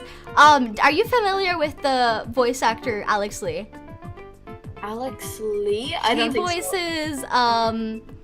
He voices a ton of characters nowadays, but I guess like most of them would be Zenitsu from Demon Slayer. The protagonist in Persona 3 Reload, I don't know, like, just a bunch of others, but he's such a fucking talented voice actor. And, like, definitely voice acting crush there. I have one voice actor crush, and it's like, oh my god, you don't even know. It's this Italian guy who, also, hello stream to you. I'm sorry, I just realized I didn't have the app that allows you to control my VTuber character, like you can headpad. So let me start that up for you. I'm so sorry. Oh damn. Also, they just redeemed Stretch and Hydrate. Let me care for myself. Take care of yourself. Take care of yourself with a gun pointed at your head. Oh yeah. Also, we're doing a collab today, which is epic, by the way, guys. Yes, say hello to Plum. Hello. Hi. I'm broken. I can only say hi now. Hi. But oh yeah, what was I saying? Oh yeah, not VTuber. Voice actor. This one guy who is Italian who voices Chat Noir in the Italian dub literally has been my voice actor crush for forever. Wait, let me see if I can find a clip of him. Let me check. He also voiced Hiccup on How to Train Your Dragon. Oh, then he must be cute. Yeah, no, he is. Wait, Miraculous Ladybug Ita. Because it's specifically the Italian guy that I was just like, yo. Ever since I was a kid, I was just like, that guy's something. Wait. Let me see. A clip where he is speaking.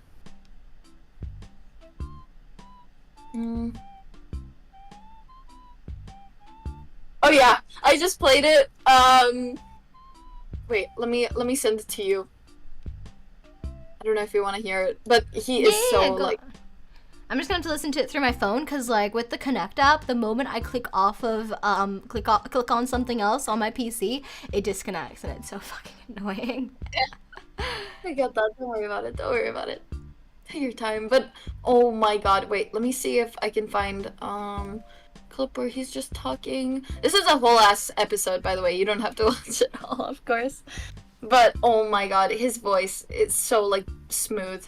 I don't know. Oh man, like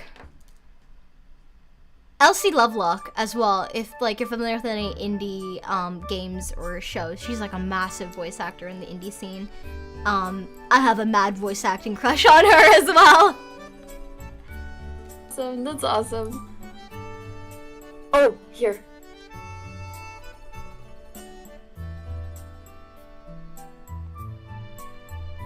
Oh yeah, okay, I found another clip. Oh my god. Oh my god. I remember, wait, maybe I can find a video of just him talking because holy shit. Yeah. But he mainly like voices Italian kid cartoons. So I've had a crush on him for forever. Wait, You know, no, I didn't really have crushes on characters, but I was a mad shipper. I would ship any character, any show I watched, everyone had to be shipped. Damn, I get that, me too. Especially when I was a kid. Yeah. Fanfiction, Wattpad was my shit. I get that. I mean, I wasn't a fanfiction type of girl. I was more of a draw your ship type of girl. So, when I was younger, like 14 or 15, I like, for some reason, I set my eyes on being a doujin artist. I tried and I was like, nope. No, thank you. I'm good. I got way too embarrassed. Aw, I'm sorry. I always drew myself ever since I was a kid. I don't know. I like to express myself through my art. That's how I see it. Yeah. Like, I know a lot of people like to give meaning to their art. Like, this is the reason, like, this meaning. For me, I just like to draw pretty things. Hello. Like, yeah, I was just about to say, my reason is boobies. I just want to draw boobies. Right. Yes, exactly. Also, hello, Larry. Hello, welcome. We're doing a collab. Hello. Also, I pinned your link on my chat, just so you know. So we're good.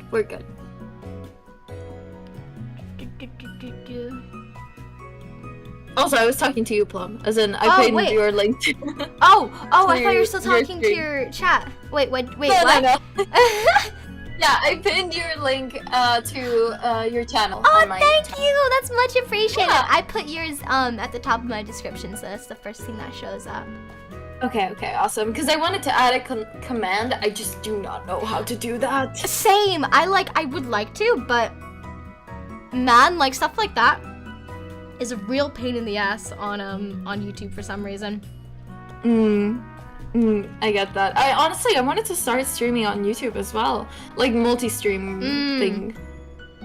I think honestly, like for any, like I'm not one to talk because I'm not a Twitch streamer myself, but as a VTuber, I think it'd be really like smart to start investing a little bit more in YouTube right now, because I wouldn't be surprised if Twitch is just gonna fuck itself with this platform, and then people are all of a sudden gonna need some place to go. But it's also difficult, right? Because like when you're starting out, it's good to just focus on one platform, because you can really like stifle your growth by focusing on two. Yeah, that's so true. Like I've been keeping everything to Twitch to make it easier for myself as well. Like, there's been so many times where I've been like, damn, all my friends are on Twitch. I feel so left out. Maybe I should swap to Twitch. And then, like, right the next day, something on Twitter pops up like, well, Twitch did this again. I'm like, wow, what a good day it is to be on YouTube. I get that. I think it really depends. Oh, wait, go on. No, I wanted to ask, how is it streaming on YouTube? Like, did you ever have any experience with Twitch and stuff? Yeah, I used to stream as a flesh tuber, as like my IRL self on Twitch. And I just had really bad experiences on Twitch. I mean, like, not really bad, just it was kind of meh. And I think that was mostly because I was streaming as, like, myself. And, like, I don't know, I enjoy playing a character. I enjoy, even if it's just, like, you know, just as a VTuber. And I think that's what was missing. But, like, just being on Twitter, like, I see like so much shit when it comes to VTubers, not even just like Twitch making decisions on their own, just like viewers and chatters. Like, there's so much, like, I have like no issues with like bots in my chat or something like that. I've only really had them in comments. I don't have like, because YouTube's algorithm is a lot better, I think, than Twitch's in terms of like what it shows someone. So like yours, like, I get a lot less normies in my stream. I get people who actually, you know, like, because you're also like, you see the thumbnail, you know what you're clicking on. So I get a lot less people being like, oh, I'm gonna poke fun at you. I mean, there's like those like people who, you know, don't have a life and are like, need to, you know, spell out the N-word in your chat. But I think that's on any platform. I don't know. It's like, I think they both have goods and bads. Both have pros and cons. I think it depends more on what your content is. So if you just want to stream, if you're mainly just streaming, then Twitch is the platform for you. If you want to do like covers and like edited videos and stuff and clips as well, then I think YouTube is the better platform for that. So you have everything in one. So that's why I went with YouTube. Yeah, I don't know. It's really just down to preference. Both have their like pros and cons. Overall, personally though, like, I've had a better experience on YouTube, especially with stream quality and stuff. For some reason, Twitch fucking hated my streams. Like, what did I do to you, Twitch?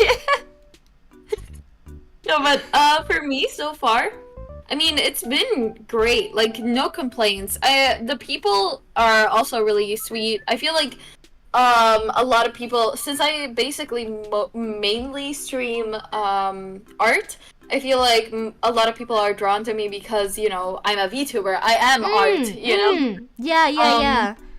So, and like a lot of artists also, they are also VTubers, at least on Twitch, I've noticed. But yeah, also like Twitch is very streamlined, like what you can do with it, you know, and stuff like that, and like monetization is really easy to understand. So far I've had like a pretty good thing going on, but you've been popping off. You've been doing really well for like just starting, what, 2 months ago? Yeah, like actually I started like very recently. I mean, at least my VTuber thing, because I did stream for a little bit with my face or like with a PNG tuber. But yeah, like I'm really happy with how it's going so far. That's great. Yeah, like, but if you're enjoying Twitch, stay on Twitch for now. But, you know, also keep up with the news, because honestly, like, I just don't trust Twitch at this point. Yeah, no, that's totally fair. Also, really quick question. Is there a possibility to, like, put down the opacity of just my drawing, or, like, put on a different layer or something? Oh, yeah, of course. It's, like, on the bottom right corner, there's, like, a thing that regulates opacity. Oh my god, I had a fucking... I had a fucking, like, something got it, like a pop-up thing at the bottom that was covering half the screen. Oh my god. Okay. But also, I wanted to say about YouTube, like, I feel like streaming on YouTube is more like, from what I understand, I would love to, like, test it out a little bit better to understand how it is, but I feel like it's almost like a supplemental thing, you know, like, you have your videos and then you stream, you know what I mean? Yeah. That's personally how I see it, and because I don't make, like, videos or anything, like, edited content, then I find it a lot easier to just stream on... Yeah. I guess. Yeah, then I think, like, Twitch definitely makes more sense for you. Yeah, but I mean, I've also had like some ideas of stuff of like edited content to do. I'm just really bad at editing, and I was like trying to hire my friend who is a little bit better at editing, and but we'll see where that goes. Yeah, it's But definitely with like with editing and stuff, you definitely learn. Like you learn as you go. Like for me, I started editing my own videos when I started YouTube, which was like when I was 8. So I've been editing for 10 years.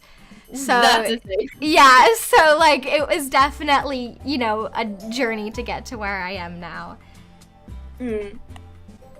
I get that. I mean, I'm just like so like I'm so like intimidated by editing. I don't know, and Yeah. also like yeah. But it was the exact same with Live 2D, right? Right. So That's it's so just true, though. getting over like that hurdle. That's so true. Like, oh my god, when I found out I could, you know, make my own VTuber and stuff, using Live 2D honestly like changed my life because I loved it so Oh my much. god, same! Like, one of my friends who goes to the same program as me, she draws models for like commissions and stuff for VTubers, and I was just like, yo, we could partner up because I love rigging. It's so fun. So Like my first time, cause like with how I started was I got, so about a year ago, maybe a little under a year ago, I got cast for this like total drama parody with like a bunch of like with that like, instead of like the characters, they'd be like celebrities and like content creators and stuff. And so I got cast to play Iron Mouse. And so I like to learn her voice. I consumed so much of her content. Like clips and clips and clips and clips after clips and clips and clips and clips. And so like after a while, I just got obsessed with the way that like her models moved. And I was like, I could do that. I could do that. And so at first it was just like, okay, I'm just gonna do like a little challenge for YouTube, you know, just to, you know, see how fast I can make a VTuber model. Cause like, you know, I look at all these people and they're like, oh yeah, it took like a year, it took like months and stuff to do. I'm like, yeah, I could do it in a month. I could do it in a month, watch me. And so as I was, you know, drawing it took me a week, by the way. that's good. Cool. Yeah, like I've just got a problem where like once I have my mind set on something, I literally can't do anything else. So I will spend Literally, like, me hours. too. I will spend hours at my desk, no breaks, nothing, just Yeah. doing that. And so I mean, like it benefits me sometimes, and then other times I'm like, damn, you know, I kind of want to go play games with my friends, but my brain won't let me. Yeah, but like I like after watching like tons and tons of tutorials and tons of more VTuber content while I was working on it, I was like, hey, this looks really fun. And before I knew it, I was making lore, and I was doing all these things, and then I made a channel, and whoa, debut. But like obviously, because my first VTuber was Kafka, was the like snowy owl, and that was actually a VTuber I had made back in 2020 with some friends that I was like, yeah, I'll just, you know, rehash this one. But she just didn't feel like me. Like I just couldn't stream as her, so I rebranded, and now we're here. Yeah, that's cool. I think your VTuber fits you so well, and I can definitely see like Iron Mouse inspiration. Yeah, it wasn't actually like, I wasn't actually going like for looking for Iron Mouse. Like I just I had happened to see like an adoptable on Twitter that was an anti-Cupid, and I was like, then that like idea just stuck with me for like a week after, and I was like starting to design it in my head and stuff, and then I was like, well, and then I was really like considering like redesigning, rebranding and stuff. And then I sketched up, so with my friends, I sketched up like a couple of ideas. And then the anti-Cupid one was just like the friend favorite one. Like, and it was the one I was most drawn to as well. So I just ended up going with that. But it wasn't like, when I was done with it, I looked at it and I was like, fuck, this is Iron Mouse. So that wasn't intentional, but yeah, I guess like, I just hope it isn't like too like, I hope it doesn't seem like I copied her. Oh, not at all. Are you kidding? No, not at all. Like, I can definitely see, like, I just think it fits you so well. Thank you. It fits you so well. And also, I literally cannot relate more to you right now because guess what? My VTuber that I made also took me a week. Like, drawing it and rigging it for a week straight, like literally a job and overtime. You know what I mean? Yep. Like, yep. I could not I went into like take breaks at all. I would get up at like when working on Plum, like with Kafka, it was a bit different because I was I had like my final exams in the middle of it, so I did the art. And then I did the rigging afterwards, but I'm not counting the time like in between that when I wasn't working on it. I don't know how the fuck I really put my brain into overdrive to focus on exams because I was like, I don't wanna, no wanna. But with Plum, right? I sketched up the design on a Sunday, and then just 3 days to do the art. And then another 3 to do the rig, and then I had finished it the next Sunday, and I was like, I would wake up at 2 p.m., draw until 5 a.m., and then go to bed and repeat the day over. Okay, you don't understand. Literally, same. Like, literally, would wake up at 2 p.m., 4 p.m., and then go to sleep at like 5 a.m., 7 a.m. because I was just so into it. And also, I realized rigging was so much fun. Like, genuinely, the whole rigging process was like so fun. I did not need any like breaks to have fun. You know what I mean? Yeah, yeah. Because it was just so awesome. Like, rigging, like, seeing your art come to life. Yeah. It was so cool. Like, it was completely different from drawing, actually. Like, for drawing, it was just like, you know, oh, by the way, if you would like, we can totally switch to, like, drawing on, like, our own, oh, no, this stuff. This is fun. This is fun. I like drawing on the same canvas. It's fun. I like it. Yeah, because I can see what you're doing. But yeah, exactly. You don't need to worry about that. Like, if you want to, we can just switch to Clip Studio. Because, I mean, I do feel more comfortable, like, rendering there and stuff. I mean, I'm not worried about, like, rendering or anything. I'm just doodling. I mean, the same goes back to you, but, like, I don't know. This is, like, because I was just kind of planning on, like, oh, it's a little, like, sketch for fun. And this is good, like, you know, I like a challenge. I like challenging myself. That's what I definitely need to do in art because, like, I'll get to, like, I have a really bad habit of, like, getting to a point where I'm comfy and I'm like, well, I don't want to improve from here. I don't need to put any more work in. I'm happy. I'm happy where I am. Oh, yeah. No, I get that. I get that so much. Like, I felt so bored with my art.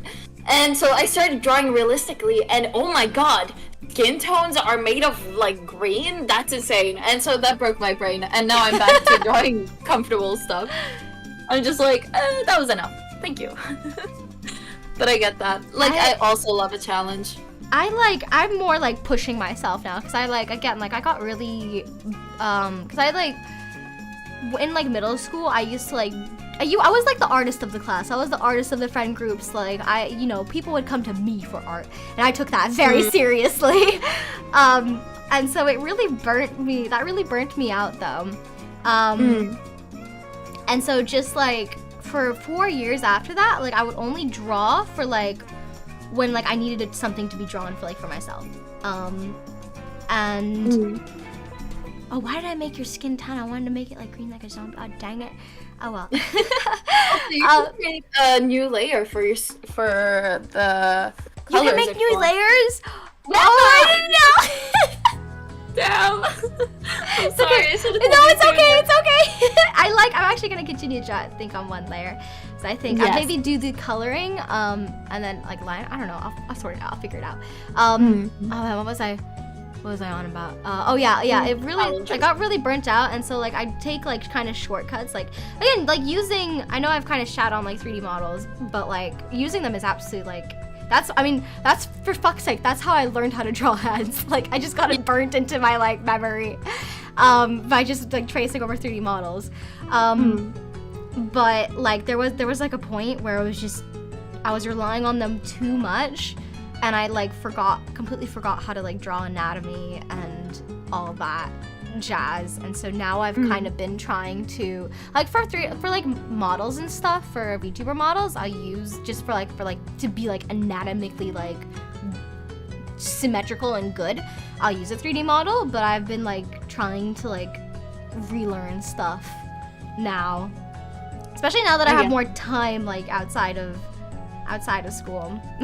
yeah, no, I get that. I mean, for me, what helps me like improve, in my opinion, is just, you know, drawing like realistically. And it sucks, but at the same time, it's like really I don't know, it's like, it's really helpful because it helps you apply like real what is it called? Like real what is it called? Real like strategies, I guess, or no, like real components of real life to stylize them. Like yeah. If that makes sense. Yeah. I was trying to look for like the word you were trying to use as well. I was like, fuck, I know what she means, but yeah, like when I drew, like I have a commission to do, and I took a break and I like drew a realistic portrait, like tried to do all the colors and stuff. And when I went back to that same commission, I like redid the entire face, and oh my god, it was so much better because I finally understood what I was missing, you know? Yeah. So personally, I love to draw like realistic stuff to improve. I don't know, it's just like something about looking at what a real face looks like, because the rule is literally you have to learn what the rules are to break the rules. You know what I mean? Yeah.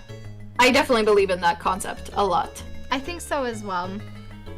Yeah, I need to do more like drawing streams and more like challenges, I guess, like on stream. That was one of the things that I like wanted to do, like get into streaming for, is to like be able to learn stuff live, like along with my viewers. Like, you know, force myself to improve, because like I just really bad habit of like just being satisfied, like, yep, I can do this with this, I don't need anything else. I get that a lot. No, but yeah, no, me too. And actually something that I really like is being able to teach other people in real time. Like they just ask me questions and I can just be like, this is how I do it. Yeah, and so I think that's so nice. Like that's something I love about live streaming, is people can ask me questions directly and I can be like, I'm the master here, I'm the teacher, I can show you, you know? But yeah, absolutely. Like that's one of the things I really like. If you, oh my god, if my viewers ask me anything about voice acting, like expect like the next 2 hours, I'm not gonna fucking shut up. Literally, because I love being able to just give, you know, allow things that I like to be more accessible, you know? Because I know it's really hard for some things, to learn just in general. Like, for example, with even VTubing, like, I linked my main resource, which was actually just the tutorial that... Nearly Woofei! Yeah! Nearly Woofei's tutorial! Oh my god, her tutorials are fucking, like... Yes, they're great. It was so good. I literally followed everything step by step, and now I have my VTuber. Like, that's insane. I love her. Like, absolutely lifesaver. I don't know where I would have started, because like every other tutorial basically already expects you to be familiar with the program. But with Merely Woofei's tutorial, it was just like, do this, and then do this, and then do this. Yeah. Like, it literally was also, like... I have such a short attention span. I cannot watch like tutorials. I'll like skim through it, or I'll skip through it, and then I'll be like, yeah, I get the gist of it. I can do it now. But like with her, like my attention span was not wavering, which was good. Because like I loved how she did step by step everything. Like she basically just told us, this is how you actually rig a VTuber. Like genuinely, like instead of being like, this is how it works. No, she was just like, this is how you rig hair. Do it like this, and I love that so much. Like straight to the point, you know, and like showing how to actually put it in practice. Because like when you look up Live 2D tutorial, you'll just see like, you know, oh, this is a component, or like this is a transform tool thing, you know. I literally like, I've looked up tutorials for like animation stuff or like conditional stuff I want to do, and I get like the most confusing ass tutorials ever. Yeah. And it's like, why, man? I just want to be able to do my spinny. What? Yeah, literally. I get that. Did you see that she made the mad woman made a 180 head turn tutorial? What? Like, I did not see that. Yeah, like, bro, what? That would be so silly. I love that. But like, oh my god, after I got the basics of Live 2D, I was just like, okay, now I can do a bunch of other stuff. I like literally dreamed in VTuber ideas. Yeah. Yeah. Yes, same. I've been like doing all my friends' models that like can't afford them and stuff. Like just for more practice, because like my problem is that like with how my brain works, with how it will not let me rest until whatever like I have to do is done, until whatever my hyper focus is on for that week is done. Like like at nearly closer to the end, I'll get so tired. I'm like, I just want it done. I just want rest. That like I'll start to rush it a bit, and then the quality drops. And so I've been trying to unlearn that as well and take my time with stuff more, but it's also really like reflect. I mean, like, you know, I'm still new to rigging, so obviously it's not the best and I have a ways to go, but that's okay. I'm like, all thanks to Merely Rufe, dude. Yeah. I would not be here. I would not be here if it weren't for her. Literally. No, but, like right now, I haven't worked a lot on models and stuff and like rigging. It was just like for this one project of getting my VTuber done. Literally, I get your struggle of rushing in it, because it's like, I did this in a week, so, and now I'm done, you know. I will not take it up again unless like I work on a model again, which I am also. But like, so do you think, you know, I know you're speaking about like how like when you create your own thing, or when you you know, you want to redesign, you want to redo it, like you're never gonna be happy with it. So do you have like something in mind, or like in the works?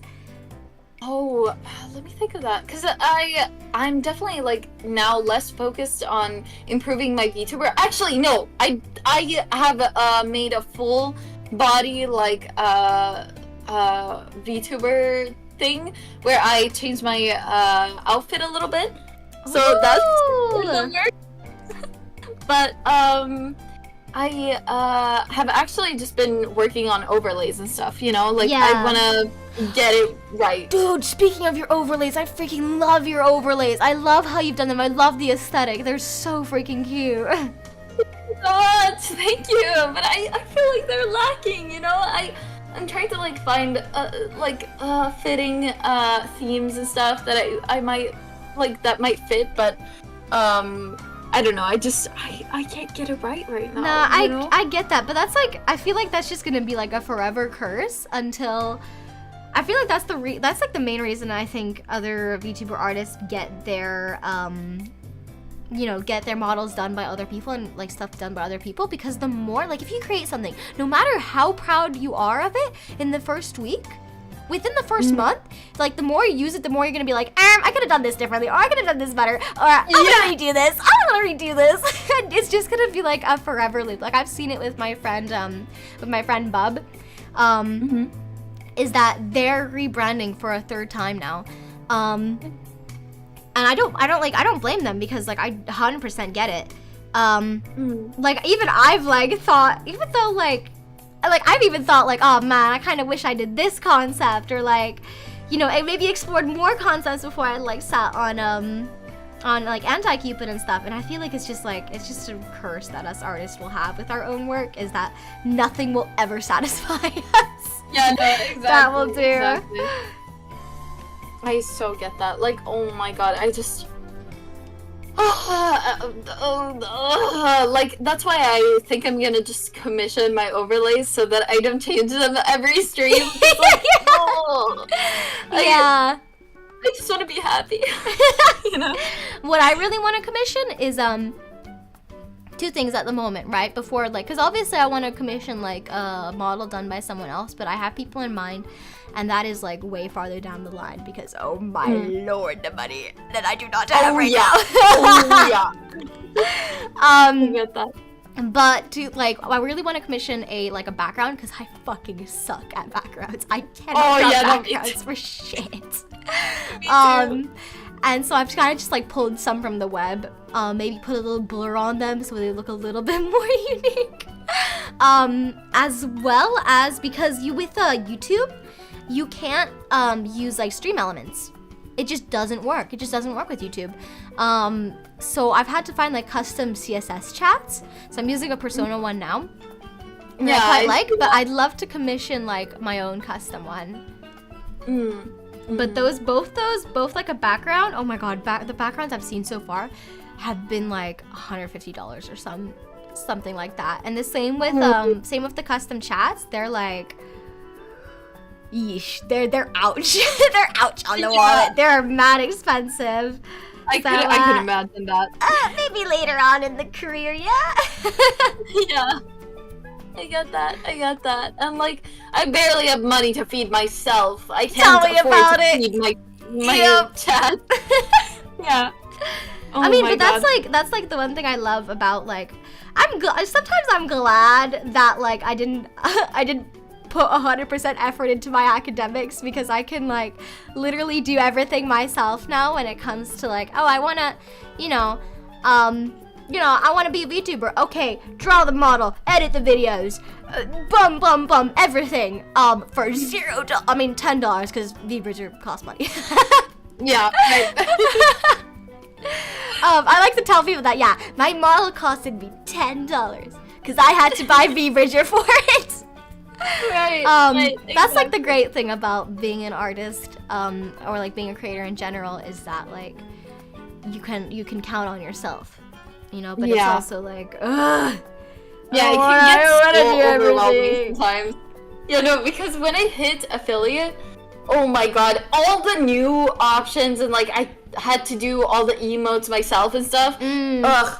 Having only yourself to rely on for art and stuff is like really a pain. Like, I have a lot of stuff to do, Yeah. I can't do everything. Same with like for example, that's why I haven't gotten too much into editing and stuff. It's because there's a lot to do. Yeah, exactly. I mean, also there's no rush in it. Like, you don't have to get to editing right away. You don't have to do this right away. Like, because like I find that I burn myself out really quickly if I tell myself, oh, you have to do this, oh, you have to do this, oh, you have to do this, oh, you have to do this. So it's more like, I have this and this to do. Okay, what do I feel like doing today?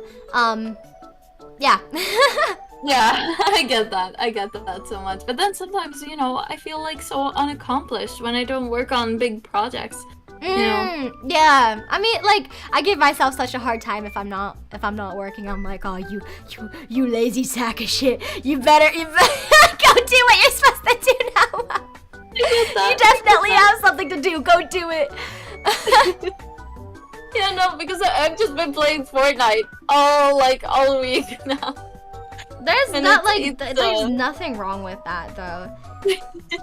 Yeah, I mean, it's been fun. Obviously, it's been so fun. But at the same time, I always feel like this little voice in my head being like, "You could have done something. You could have done something this week." Yeah.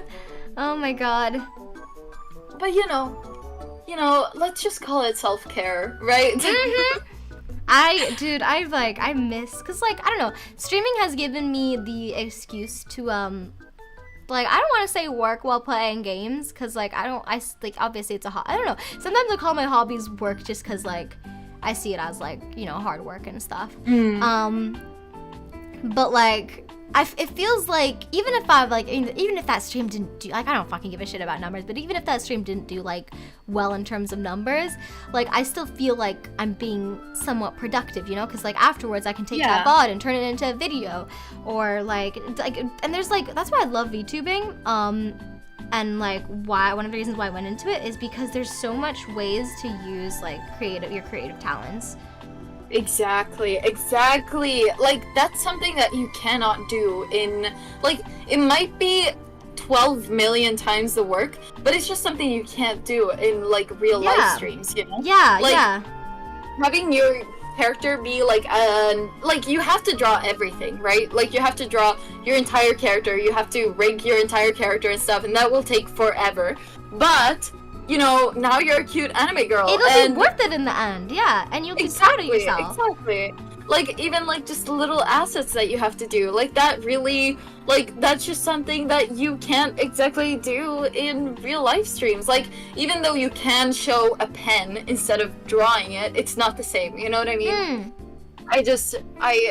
I love being a VTuber, and honestly, I totally get that about, like, even if your stream doesn't do well, you still feel accomplished. Yeah, because, like, I did something, you know? Today, I literally put myself out there on the internet. Yeah. Nobody saw it, you know? I always tell people, especially starting out, like, stream for the VOD. Because, like, you know, I always turn them into videos and stuff, so I'm like, even if they're, like, I don't feel like, I'm streaming for myself, I'm just having fun being a cute little anime girl, you know? Yeah, I get that so much. Like, I mean, for me, I don't turn my VODs into videos, I just let them rot. I like that, let them rot. But I do get some clips sometimes, and it's just nice. Like, I don't know, I don't know, I feel like my content is way too scattered to be turned into videos or clips, but I think it's a skill, right? I'll develop it eventually. Yeah, it's definitely something you pick up the more you do it. Because it's also, it's so hard, like, editing your own videos and being like, well, I think I'm funny here, but what if they don't think I'm funny? Literally, and also, another thing, actually, another gripe that I have with editing videos is looking over at the same, like, sentence that I say and being like, should I cut this? Should I have this? And, like, then you have your entire video memorized, and then you feel so burnt out. Like, because I've tried editing videos before, and I just get so burnt out after I do one single video. Because I'm like, okay, I memorized an entire fucking video now, and I don't know what to do, you know? Like, I don't know how to explain it. No, I 100% get it. Because it's also, like, I have, like, the biggest issue with me is, like, audio is because, like, I definitely have fucking hearing problems from how loud I blast music while editing videos. Me too. Because I have to, like, keep it on quiet, but I'm like, man, I'm jamming out. Turn up the volume so I can hear both the voices and the music better. No, I get that so much. And hey, what did you say? What? What's up? What? Huh?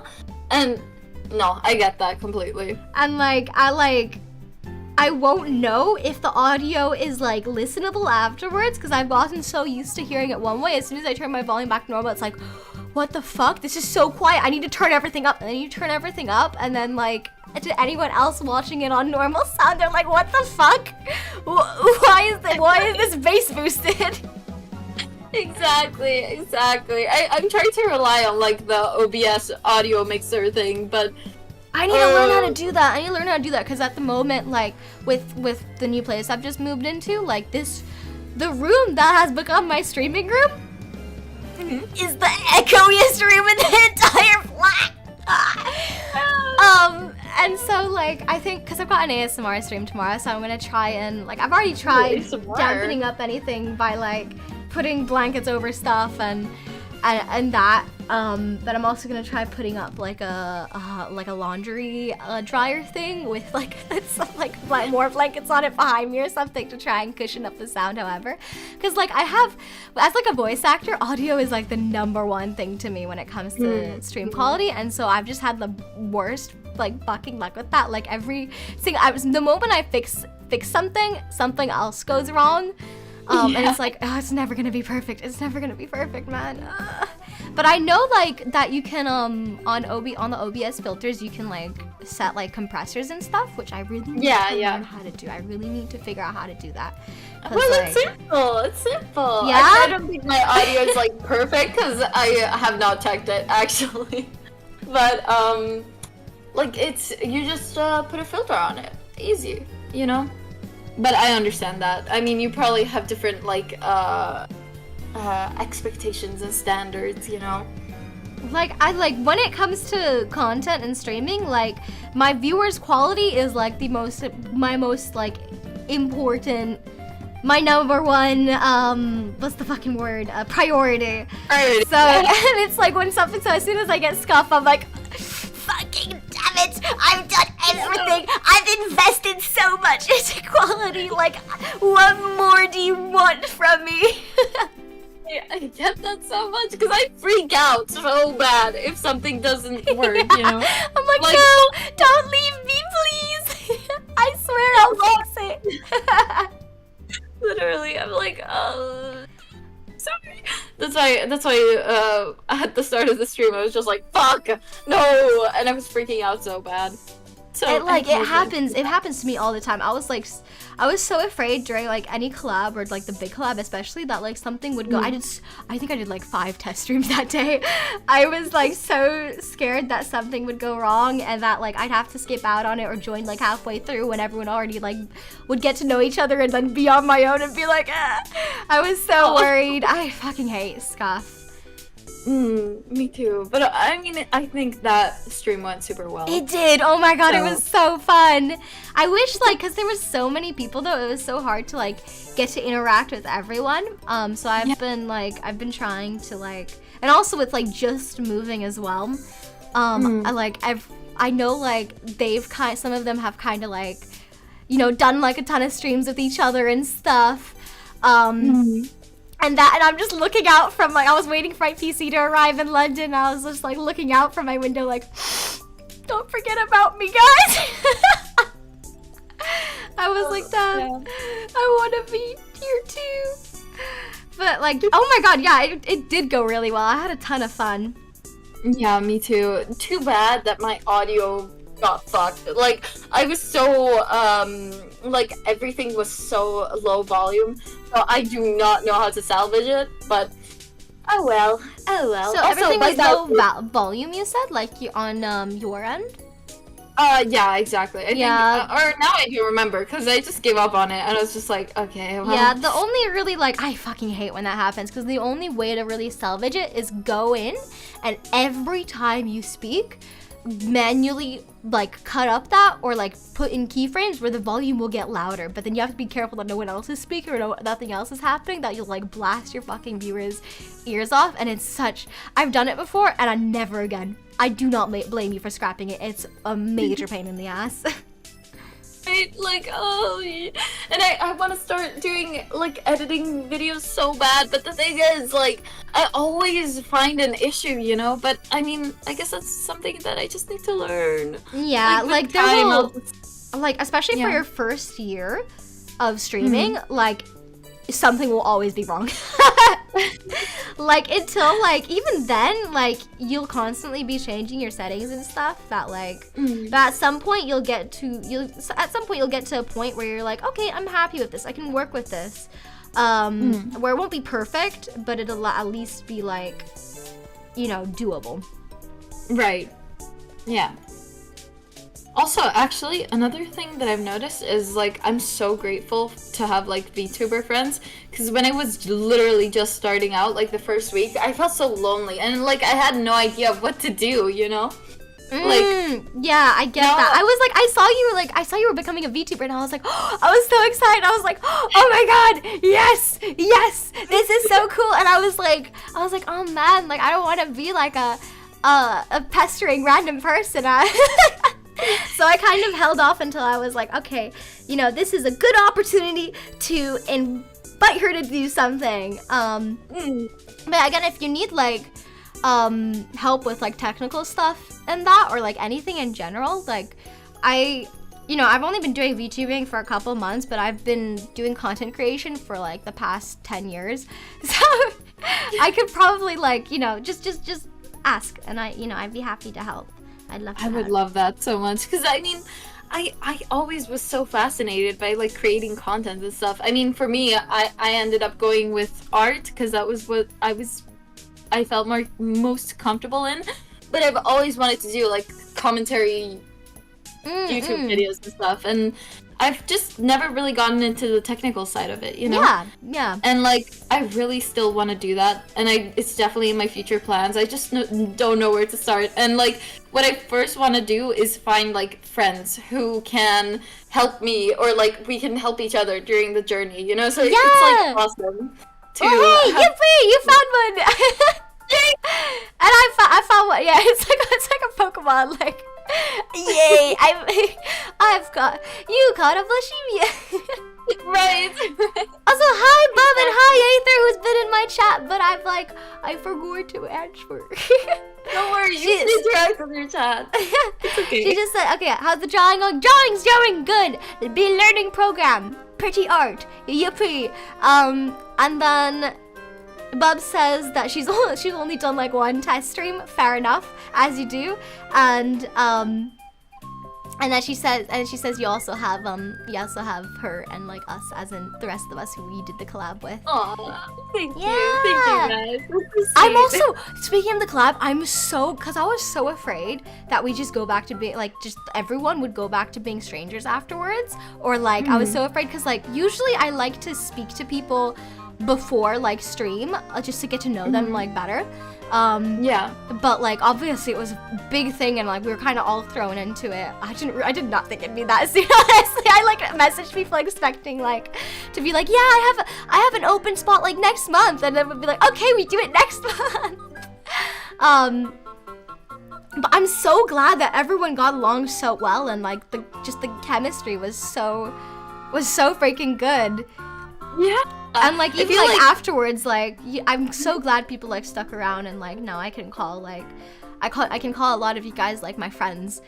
Yeah, I'm so glad that you feel comfortable saying that, and obviously I do too. Yay! Yeah, it's like, oh my god, it was awesome, and I feel like something that I'm realizing now is like VTubing is a skill, and now that we've developed it, we kind of can just like, you know, understand each other, and we're like having the right chemistry because we all kind of are in the same community, and that's awesome, I think. Yeah, what really helps as well is like with all of us being content creators, we understand the content creator things, because I know like around non-content creator friends you have to be like, guys, sorry, I have to record this, or I have to say this, excuse me for one moment, or like, oh sorry, I'm just gonna do this. But then like with like, or like, sorry guys, like before we play the game, I have to, don't play the game, don't press continue game or new game yet, don't press play yet, I need to sort out my stream. Like, it's nice that everyone is in the same boat with that, and everyone has to do that as well.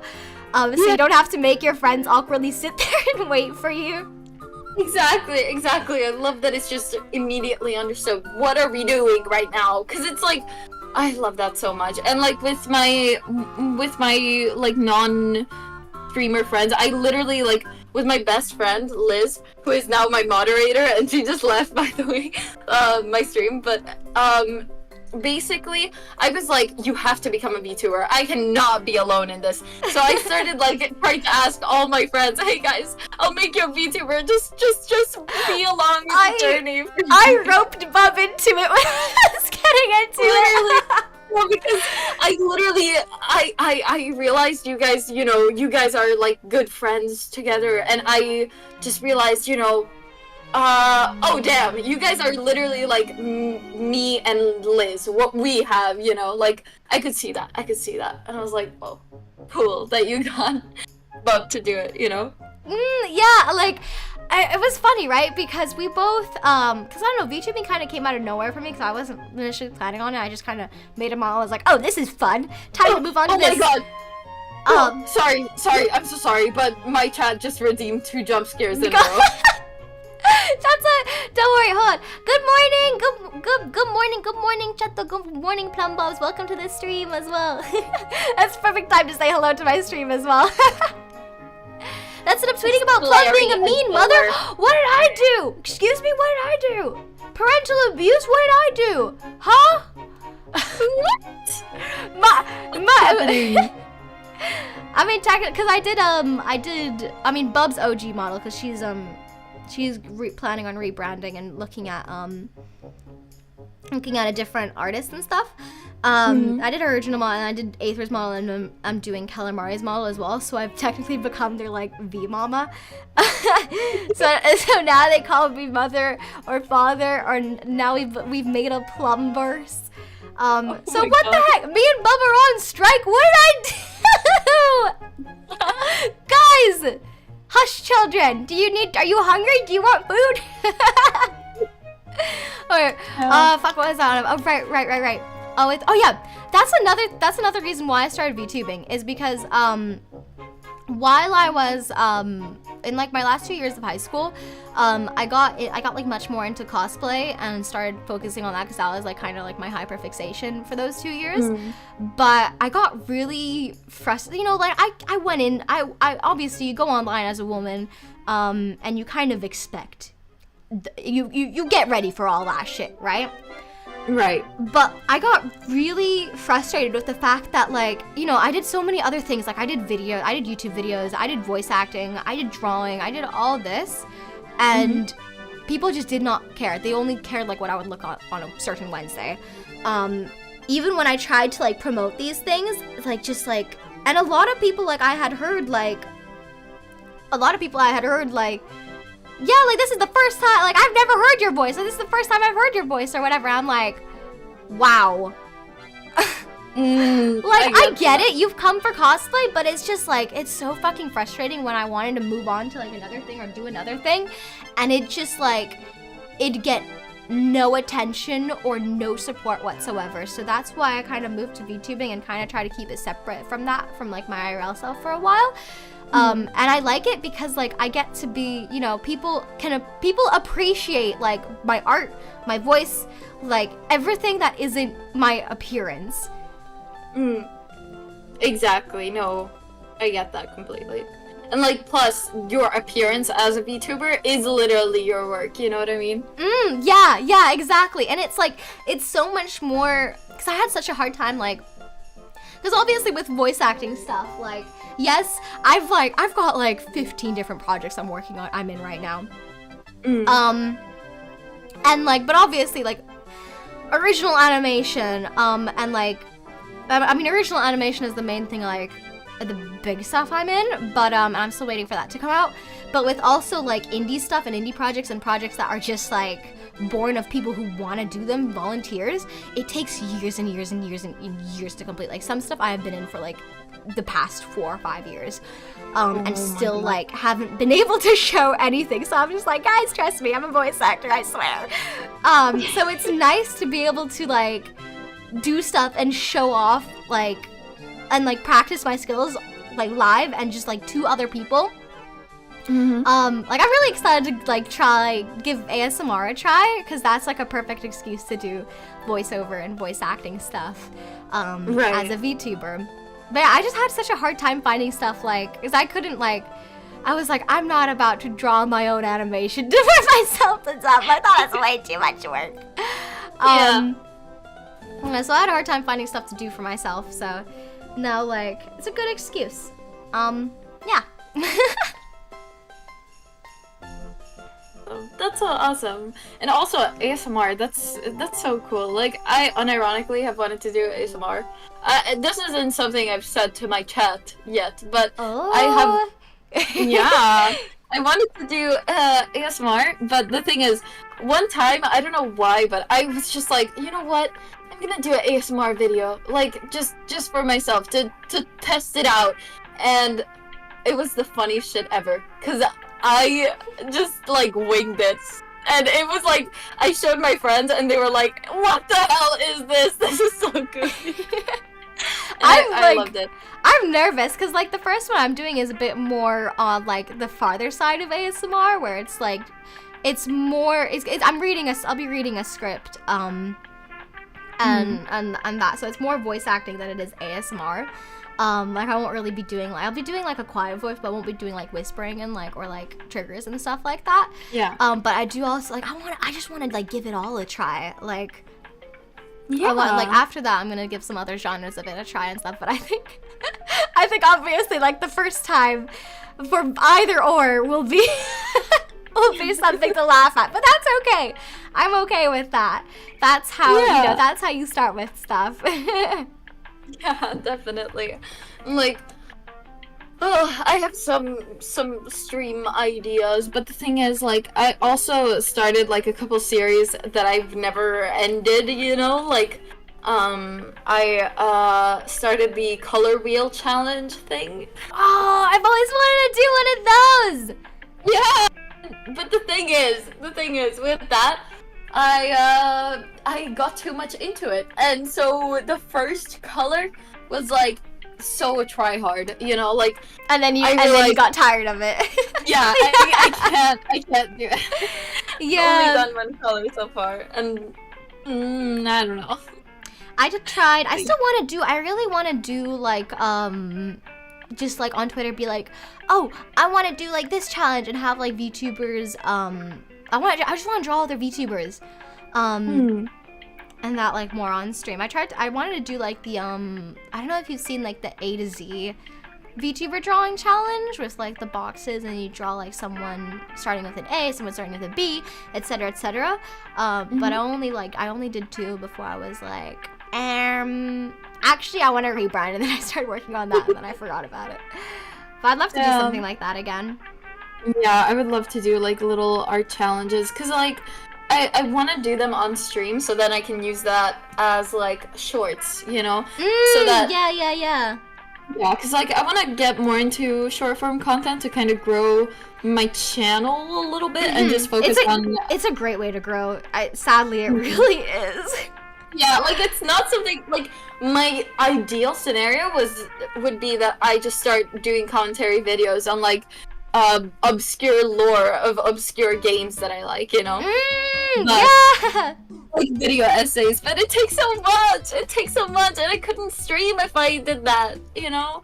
And it sucks. Oh my god, those videos take so much work. Do you also like, if like, cause like, with how I draw and work so much, I get tired of music. Like, sometimes, like, I'll listen to, like, music one day, next day something else, music. But on those other days, video essays.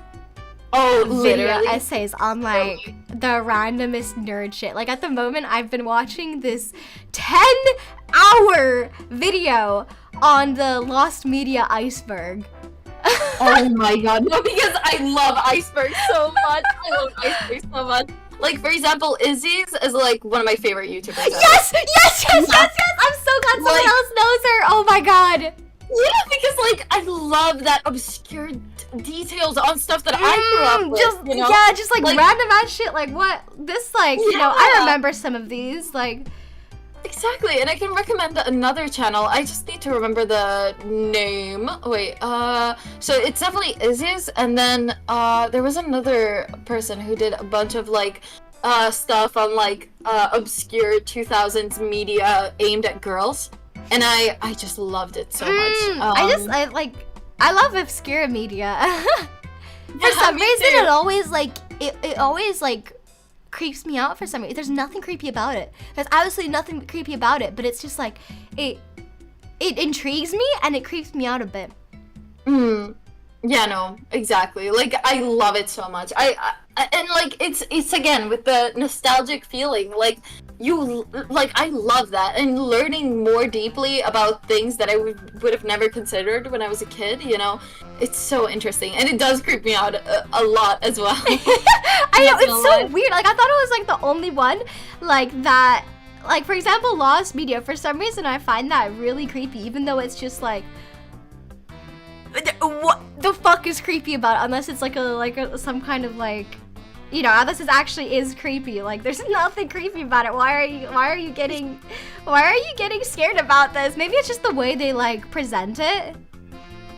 Yeah, no, definitely. Oh, no, that reminds me of another YouTuber that I had to actually stop watching because I got so fucking paranoid about stuff. Tell me. Rotten Mango. I don't know if like Mango? they do like true crime and stuff, but like it's like mostly like Korean and like more like Asian country. Like, I don't know why. Like there's no like I didn't notice that until like later that they mostly do story centered around that and stuff. But yeah, like I just cause it's like it's real life stuff and just the way she sets it up and sets up the story and narrates it, it's like Yeah. This could actually happen and I don't like that. Yeah. Literally. Oh, for like video essays about feminism and stuff, which is something I've been watching a lot, like I really recommend Bryony Claire. Like, I don't know if you know her videos, but it's like a lot about like beauty standards and like 2000s obsession with being skinny and stuff. Yes, so I've seen a video on. I think I've seen a video on that. I've watched you and I literally have the same taste in YouTube videos. Yeah. I think, yeah, I've seen like a lot of that as well. Like, there was one. Actually, I can't remember names at all. Yeah, no, me neither. That's why I'm like looking through my subscribe things. But also, Seem to You, a chatter of mine, says, for obscure essays, I recommend Hazel and Internet Pit Stop. That's interesting. I'll definitely have to look at that. I also love. Okay. I hate drama. I hate like being involved in drama. Yeah. But like sometimes in the background I'll put up like some kind of drama documentary or something documenting some kind of like feud or something between two people. And like, it's a good way, like obviously some shit is like, okay, obviously you shouldn't fucking do this, but like some stuff it's like, okay, I'll keep that in mind for to not get it cancelled. Because some stuff is genuinely so fucking stupid. Like, yeah, no, exactly. Like, for example, I've been watching a lot of Kat Liente's videos on like art drama. Oh no, I don't like her. She does absolutely no research and has brought down like a couple people's careers just because of misinformation. That sucks because honestly, I've always seen like her like commentary videos. Like I just watch her to get informed on art. Yeah, that's another thing, just to be like in the loop with stuff, I guess. Exactly. But like I've seen some of her takes and I was just like, okay. Like the way she critiques like AI art and stuff, it feels very not like genuine, involved. Yeah, like at least like like it doesn't feel like it's coming from an artist point of view, you know, if that makes sense. Yeah. Like I know she's an artist, but at the same time it's like it just feels like she's not trying to learn about the because like I feel like when she started it was more genuine and stuff, but like as the views kind of raked in, like I mean it's easy to get swayed by that, you know, and then get pressured to make more and more quickly as well. It's a lot easier to like skip out on stuff. If I do have one drama or like one kind of reporter VTuber or like content creator that I watch, that is the only one I actually watch on like VTuber drama and like drama nowadays, because they're really fucking funny. Who is it? Mujin, Mujin, Mujin. Like just the way that it's like you can't fucking take it seriously at all. Oh wait, I think I've definitely seen this person. Yeah, wait, like hold on, I'll just send you one after. Okay, hold on, after the stream, because I don't want to click off the thing right now. I'm gonna send you a link to one exact point in one video I sent both like all my friends that I had them watch it and myself, fucking sent them into laughter because it's the most like stupid shit. Like hold on, I probably have I definitely sent the link to a bunch of friends, so hold up, I definitely have it somewhere. But yeah, like I honestly kind of wanted to get into the art drama commentary thing. The thing is, I do hate drama, but it's also important to stay in the loop of your own. It is, isn't it? As much as you hate it, like, it's, especially nowadays with how quickly things change because of, like, TikTok and stuff, it really makes a difference. Yeah, for Being sure. in the loop. For sure. Like, for example, I was even working on a video essay about this one artist. I mean, I'm sure you know them, but Lottie, like, went by the name of, like, Dorito Chicken Waffle something. I don't know. I'm actually not familiar. No, I'm so quite surprised. I've watched a lot of art drama stuff. Oh yes, Yeah, I because found nobody it. has talked about her. Like, it's insane. That's why I wanted to talk about her, because she has been such a blight on the art community. And honestly, I just dislike her so much. Like, honestly, I can just say that. It's sad.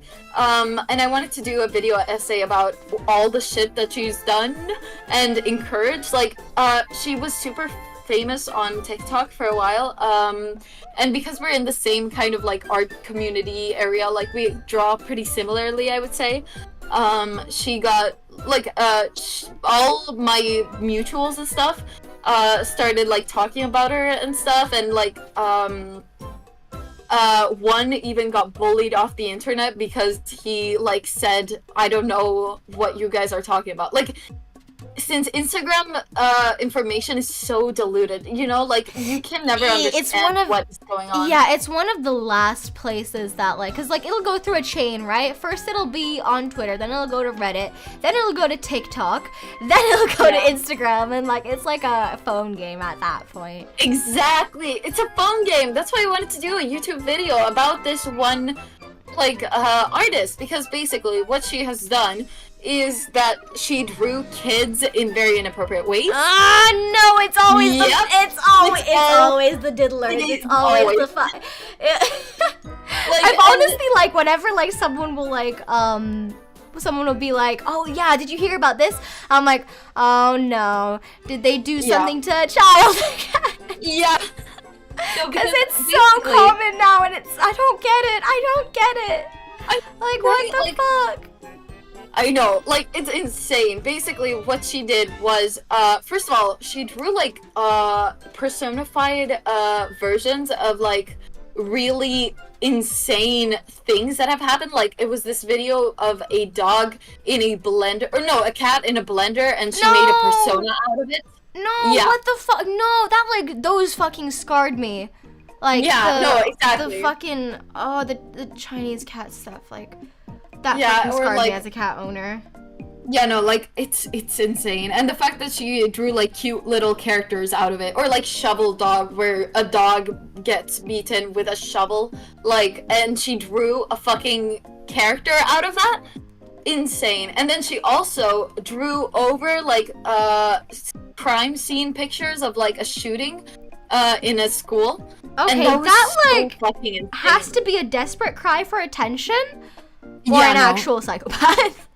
Yeah, like, because either way, that's psychopathic. Like, yeah, it was so fucked up. Like, I genuinely just, like, I was so upset seeing that, because I did like her art at first, and then she devolved into this madness. Like, another tell was that she had kind of an art style similar to in Made in Abyss, you know?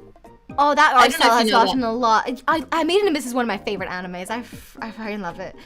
Me too. But it's got a really, I don't know. No, there was a controversy about the art style, but I think it was just TikTok being stupid. Like, yes, like, there's absolutely nothing fucking wrong with the fact that they're children, I think. Yeah, no, I totally agree with that.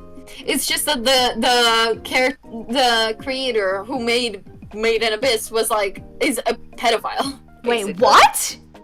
Yo, you didn't know? I did not know that! No! Oh, no! Ruining it for you.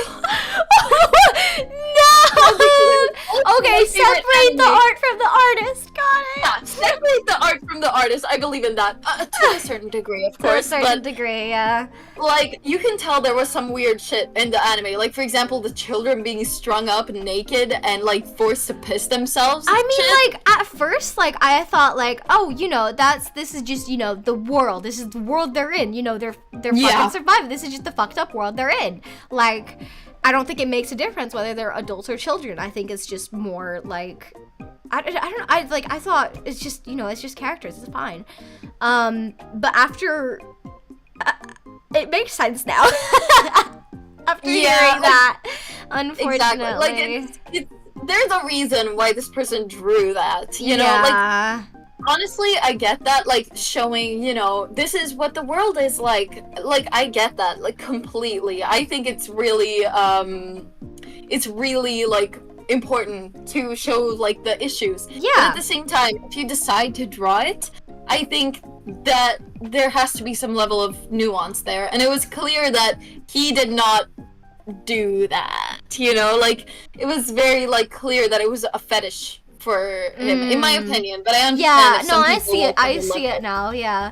Yeah, like, yeah, no, I love Made in Abyss too. It's like, the world building is just so insane. Like, it's genuinely, like, beautiful. But the thing is, I cannot deny that the child characters, what they are made to go through, and, like, shown to go through, like, is so fucked up. It is. You know? It really is. I Made in Abyss, right? So the most recent season, you know how, like, Rex has, like, the, Wait, I don't know! Oh, no! Okay, I won't say anything! Because, like, I tried to watch it again. Like, I watched the first season, and then I watched the movie, and I tried watching the third season. Or, like, it's a little confusing, but I don't know. I mean, have you watched it all?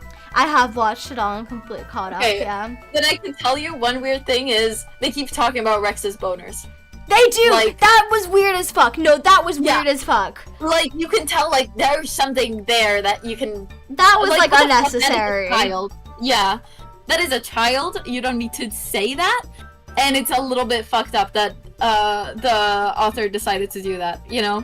Now, also, my chatters say that his old dojins are real bad. I don't even want to find out. Like, oh, no! And yeah, like, it's clear if you read the manga, the panels are there. Yeah, like, it's bad. It's bad. Like, I understand how some people may oversee it. Like, whenever I talk about Made in Abyss, like, I mean, most people don't realize it, you know? Yeah, like, you get so wrapped up in, like, the amazing fucking storytelling and world building, and the, like, like, interesting characters, and, like, everything is so fucking good about it. It's just, like, some choices that are, like, that was kind of unnecessary. Yeah, totally, exactly. Like, but I couldn't continue watching it because it made me so uncomfortable knowing, like, I don't blame you. Like, holy shit, I'd be like, I'm really gonna have to separate the art from the artist for if the next season even happens.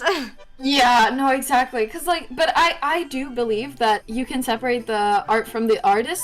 But the thing is, if the artist draws weird shit, clearly you can't separate that anymore. Like, at that point, you know, like, for example, that's why, like, I brought up Made in Abyss. Like, I understand separating the art from the artist, because that is truly a masterpiece in world building and something that everybody could learn from. The thing is, some things are bad, but with the artist I was talking about, Lottie, everything she drew was bad. Like, and like some unforgivable things that you just cannot, like her earlier work is really pretty, really cute. I think it's fine to like that, but the thing is, you cannot support her, like, after what she's done. Like, and by the way, she's also, like, been racist despite herself being black, and, like, using the excuse of, like, I'm a minor and this is how I cope, but the thing is, you're still putting out, like,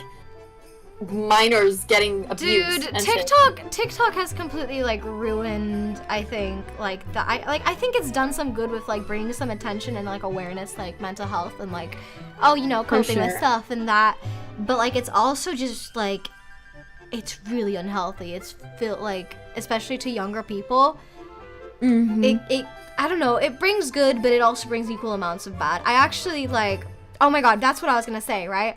So I actually stopped using TikTok a couple months ago because I realized, like, I took a break from it or for like exams and stuff, and I realized, wow, I am so much happier without it. That was even before I graduated. I'm like, wow, I don't feel like as depressed as I did before. And so I just feel like I just quit it for good. But then so I haven't been like in the loop with anything on TikTok at all recently. But I saw on YouTube, like obviously with the videos and stuff, I saw there was this one creator I followed that like would redesign like a lot of characters for fun. And I saw something about like, oh wait, there's... is it Ooneko? Yes! Okay. Okay. That they've had some kind of weird stance on AI. Yeah, no, like, I've seen that as well. What the fuck? Yeah, like they're saying like, it's my self-expression. Like, what are you talking about, self-expression? Bitch, you can draw. What do you mean? You have no excuse. I mean, there is no excuse anyway. Literally, it's like, I mean, to be honest, my personal stance on AI is you can use it for personal use, and by that I mean inspiration, sure. Yeah. Because it's like, yeah. But you cannot alter it in any way. You cannot, like, just use it into your work, in my opinion. Yeah, like, I think it's like, it was built to be a tool. It was made to be a tool, and it should be used as a tool. Like, I think a great example is my mom's a professional costume designer and like set designer, and she recently worked on Wheel of Time, right? And for some, she used like for some reference and inspiration pictures, she just had like some she had AI generate up some, and none of them were used for the final product. All of them were just used for like, okay, you know, we could do this really quickly, or we could do that, or we could that. Okay, let me build on this now. And I think like that's a great example of it using as a tool. But then there's also the problem of like, it's still even then it's still replacing jobs, and it's still like it doesn't change that it's still a threat. Like, I don't think like, honestly, I think like it's either, I'd love to say that like it would be a great tool, like, just with some regulations on it. Like, all it really needs is just some regulations on it. No, I completely agree. But then like I don't know, it's so hard to tell. Yeah, It's honestly, so hard to like tell. My personal opinion on this is laws have not caught up with AI yet, and from the recent developments about like copyrights lawsuits, like there's a big lawsuit happening with AI, and like a bunch of artists are suing like AI companies because they're literally stealing artwork. Yeah. And it seems like it's going in our favor. So that's good. That's awesome.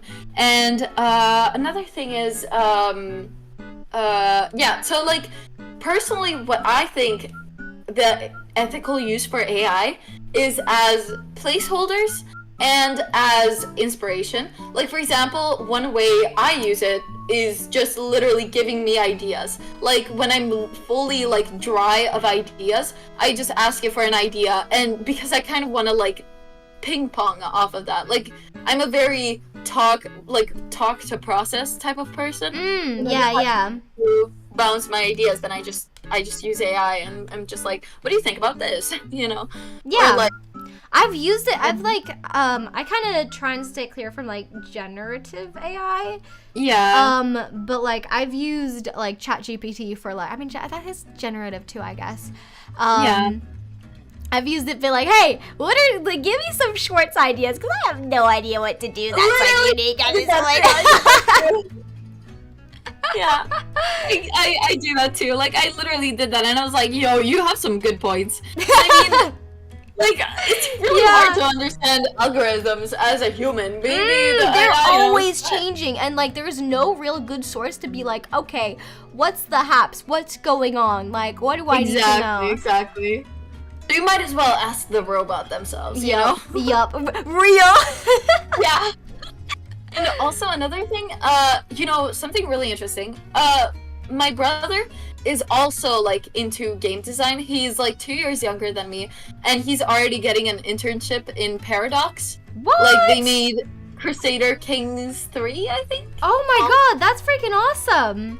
Yeah, and so like I'm really excited for him, and what he has done for his game design, like for his games, is just use AI as like a placeholder texture and stuff for his unfinished games, because a lot of game design is art, and since he is more of a programmer, and art takes a lot of time, he just uses AI to like kind of speed up the process and understand his vision better, and then he adds the art. I understand the speeding up process, but then there's like also, you know, there's a ton of starting out artists and stuff and people who want to get their name out there that would be like happy to help. Though I guess the problem is like the fast turnaround.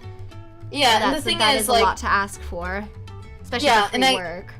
Exactly, I do see that. And like the thing is, I would never use AI instead of commissioning another artist ever. Oh and, yeah, 100%. Yeah, like the thing with my brother is he is literally just like 17, you know, and so he and all the games that he does, he can never promise to finish them. So obviously he doesn't want to have like an artist on board who then gets their entire art wasted. So that's why like when he works solo, you know, he just uses AI. I've had a ton of situations like that where I'll voice, like especially when I was starting out, like where I'd voice for something and then like I would never see anything come out of it. Like it would be, you know, it would be scrapped or it would be moved to something else, or you know, people just didn't have time, and like that is like especially with like when you're working on indie stuff and like, you know, everyone's dipping their toes in the water of the industry and has, you know, everyone's young, it's completely normal, but like it becomes frustrating, and it's like it's experience as well. That's the thing I take out of it, but it is frustrating, like spending like an hour, like spending like hours like recording for projects and stuff, and then like never being able to show that to anyone. I mean, I guess you could, but like all you can really show is like your recordings, because the most like you'll maybe have like a picture of your character. Oh, yeah, this is what the character looks like. Yeah. Or you'll never be able to say like, oh yeah, like I was like I did this, like, you know, it's a small project, but like, you know, I thought that was pretty cool. Oh my god, sorry. Somebody else jump scared. Somebody else jump scared me. Fuck. Man. Oh my god, they're so evil. You guys are evil little villains. Like, what did you do to me? But sorry. Don't apologize. Yes, we chat. should be scolding our chat. Like, oh my god. Rada says he's so good at this. Okay, thanks, buddy. Okay, now you get ads as karma. You're welcome. But about AI, yes. Like, I completely agree with you. And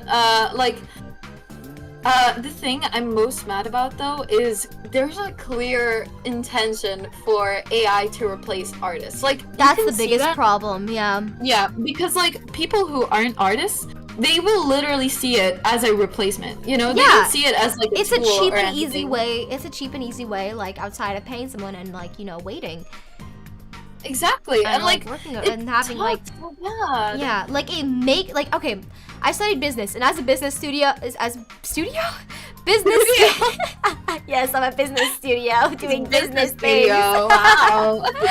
As a business student, right, or as an ex-business student, I completely understand like AI, like I don't think it's worth investing to, because like the problem it's running into, which as an artist, fuck yeah, is that there's so much AI slop out there now that the AI is only raking in stuff from other AI slop and just getting worse and worse and worse because of it. Oh yeah, I love that. So I don't think it's worth investing into it, like because of that, and because of like, you know, people pushing back and laws soon gonna be, hopefully laws are gonna soon be in place and stuff.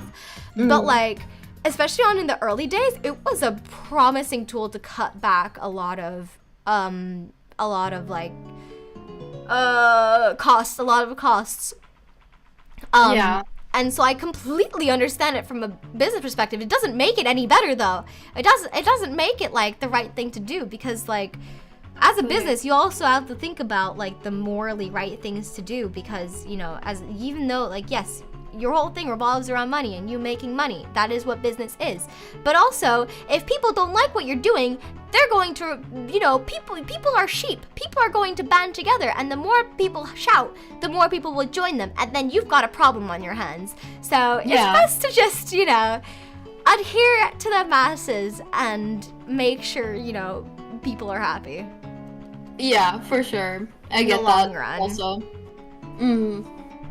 I definitely understand that as well. Like, the thing I'm most upset about though is how, like, you can tell that people want to use this AI thing as like trying to make everybody an artist, you know, and it sucks so much. Like, imagine having this tool when you were a kid and you were already competing with a bunch of other kids who were just as good as you at art or better, and having something that could literally erase the reason why you're doing this, you know, to get better, to improve yourself. Because, like, now there's also the speed paint AI thing, you know? People have been finding ways around it to, like, you know, to prove, like, I'm a real artist. Like, I don't use AI. Like, no, bitch. No, bitch. No, you don't. Yeah. And to be honest, like, what use is there for an AI who does a speed paint for you other than to pretend like you're good at art? I literally think that is the reason. Exactly. And that's what makes me so mad. Yeah. Yeah. Like, that's, like, one of the things I'm most upset about. Obviously, like, the whole stealing content from real artists, that sucks. That's, like, the main thing, you know? But then the fact that other people can, like, now pretend to be good, benefit from being an artist, which is already one of the worst fields to get into for money, you know, it's so... It sucks. Oh my god. So bad. Twitter and graphics design bots have got even twice as worse ever since the introduction of AI, I swear. I hate everything. Ugh. Did you hear about, like, the story with one of the League of Legends artists who now only uses AI and is still benefiting from all of that? I think I heard something about that. I'm not sure though. I think I saw something briefly on it because it does ring a bell, but... Yeah, it was like this really respected artist who's actually really good at art all of a sudden decides to make, like, AI art of her art, and like, gets commissions from people, like, with money ranging from, like, $400 for a commission to, like, $1,000, and it's all AI art, and it sucks because that person, like, that person is good at art. They're just being lazy. They're just being lazy, yeah.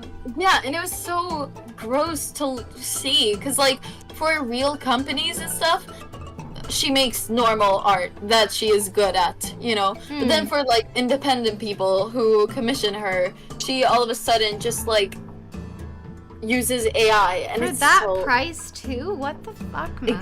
Exactly. Like, people are getting scammed. It's so bad. And, like, also another thing is that normal people who aren't artists don't realize how ugly AI art looks. Like, they will, like, I've seen AI art in real life, and it's so, like, sad to see, you know? It really is, yeah. You know, oh fuck, what was I gonna say? I forgot. Go on. It's okay. It's okay. Think about it. Think about it. And the more I think about it, the more I forget it. Sorry. Oh no, you don't have pesto. Pesto, right? Pesto. Fuck, AI. I mean, oh yeah. This is what I was gonna say, but, like, another huge problem that AI is that, like, obviously to power these robots and stuff, right, the environmental aspect. Environmental aspect, yup. That's exactly what I was about to say. Yeah. It's insane that people don't talk about that often enough. I mean, to be fair, we forgot, so until now. Or I did, at least. Yeah, like, it's easy to forget about, because, like, the main, like, kind of focus has always been, like, replacement of jobs in that, and, like, the whole art aspect of it, so it's, like, it's easy to forget about. Exactly. But that's another reason why I have hope in something being solved, because oh my god, when it comes to business, environmental like activists are a major thing. Like, they're fucking scary. You don't want to piss them off. You don't want to mess with them. So Fair enough. I'm hoping they like step up more when it comes to AI. Yeah, because like everybody's doing it. Like all the big companies created their own AI, and it's insane to me. Because like, why would we want like 5 million AIs in every single platform we're on? Yeah, man. You know? I'm not like I don't want the fucking robot takeover right now. No, thank you. I'd like to, oh my god. You know, it was really fucking scary. I think it was the year I turned, it was like literally, AI like really fucking sped up and became popular, last year when I turned 18, right? When I was finally like able to actually be hired to like voice act as like an adult and stuff. And I was like, are you fucking serious? Now you guys are doing AI voices? Yeah. Am I even gonna get a chance here? Like, how? What the fuck, How do you man? feel about that? Like the whole thing of like AI voices possibly replacing. It's absolutely fucking disgusting. Like, but like recently, the game Zoocosis, if you've seen it. Yeah, I've seen it. There was a whole thing on Twitter about that they had apparently used AI voices. Really? And like, but it turns out, thankfully, they did use real voices. Someone just wanted to start Twitter drama, and a lot of people, including me, fell for it. Oh my God. And it was just done by commercial voice actors, which is a whole different like voice acting medium, which is why it sounded like so bland and AI, and why people thought it was AI. So it's understandable. But like, man, okay. A really good example of AI is this game called Suck Up. I actually played it on stream yesterday. Oh yeah, no, I love Suck Up. It's so fucking good. It's so fucking good. Yeah. I love what they've done with it, and I think like that's like an incredible way to incorporate like AI into something and how to utilize AI. Definitely. The thing that sucks about it though is obviously because they're an indie studio and AI takes a lot to run. When you buy the game, you're basically just donating for 50 hours of time in the game. Like you can't, like, you're capped at 50 hours, which is completely like I fucking hate subscriptions, and I would never pay for anything that's like I'm renting a game or something like that. That's fucking bullshit, and I hate that studios are doing this now. But like for this, like it is completely understandable. Like I will always like support, an indie small studio that, needs that. Because I completely understand why they couldn't, set that out for free and have to put a limit on it so people aren't going fucking haywire with the AI and blowing up their office. Yeah. Exactly. I've been thinking about also like, because AI for games, that's revolutionary. Like using generative AI for video games. And by that I just mean like ChatGPT style things, because you can do a lot with dialogue with that. Yeah. But obviously not generative AI art. That's insane. Yeah. No, or voices or anything that replaces actual like human work. Exactly. I mean, I'm not saying like that NPC dialogue isn't human work. Like obviously it is. Like that's writing, and you don't want to replace writing. But I'm saying for like a concept like Suck Up, or just like you go into like a fantasy game, right? And like make you could just make the world more interactable like that if you just are able to have a conversation with an NPC. Like obviously the quest NPCs will still have their human written storylines and stuff, but I think in the end you still need those writers to exactly write the story. Exactly. And you still, I mean, like at least computer science is still gonna be still gonna be fine, because God, they're ruling the world. They are right now. Like I dropped out of programming last year. I did computer science as well, and I was so close to dropping out as well, but like I love computers, and like I completely understood everything, right? Like I actually would get like some of the best scores on like theory tests in the class. And I felt very proud of that as a woman in a class with like 2 other women. I felt very proud. Oh, yeah. No, But fucking computers and technology hate me. Like, the moment I come near something, it will fucking break. For example, I had to do like an IA program, right? So at first I programmed a little Pac-Man game, right? My code was completely like right. I had gone through multiple fixes. Nothing was wrong, right? Wouldn't work.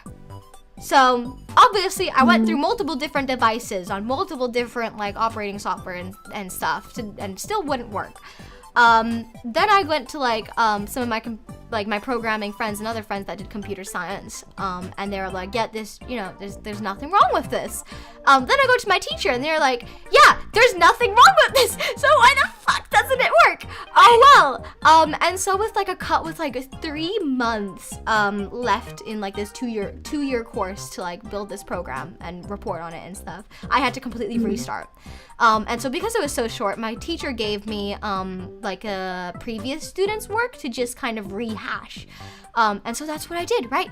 Again, exact same thing. Everything is completely fine. Nothing is wrong.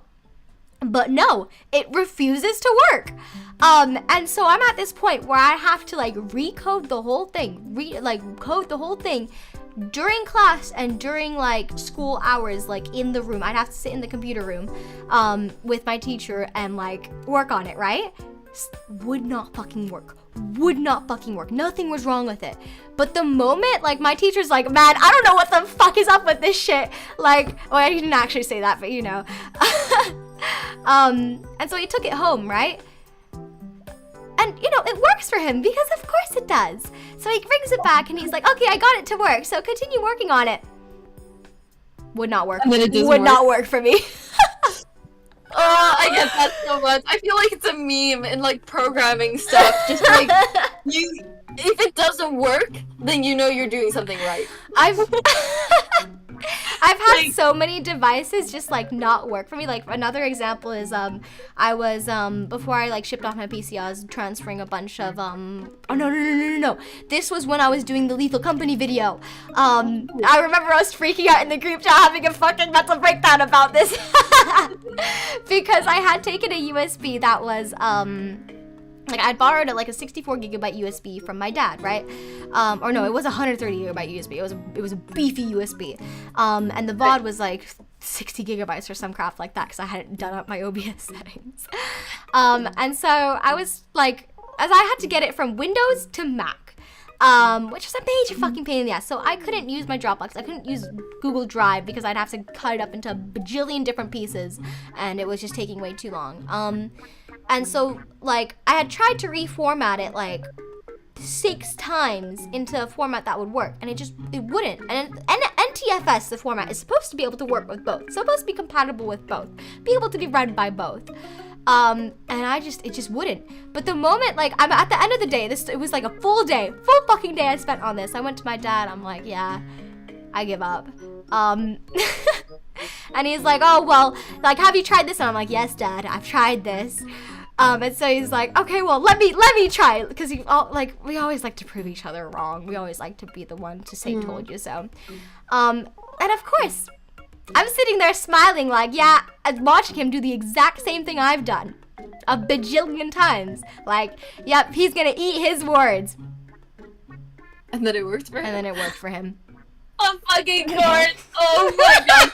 Well, because story of my life, literally, because my dad is an engineer, my brother programs basically for a living, like he's a god at programming. So every time I have a computer issue, and I've tried everything, like I swear to God, computers hate me. Like seriously, they hate me as well. I love computers, but computers hate me. It's a lovely relationship, really. Like, like everybody an you know abusive is a one. programmer and stuff, and they all fix it, like doing the exact same thing I fucking did, you know. And now I've just given up. I'll just pretend to be the innocent bimbo who doesn't know anything about computers. And Oh my god, same!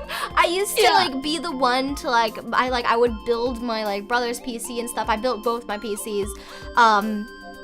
I would help troubleshoot stuff. I'd always I was like I was beginning to be like the what's the like the tech support of the family.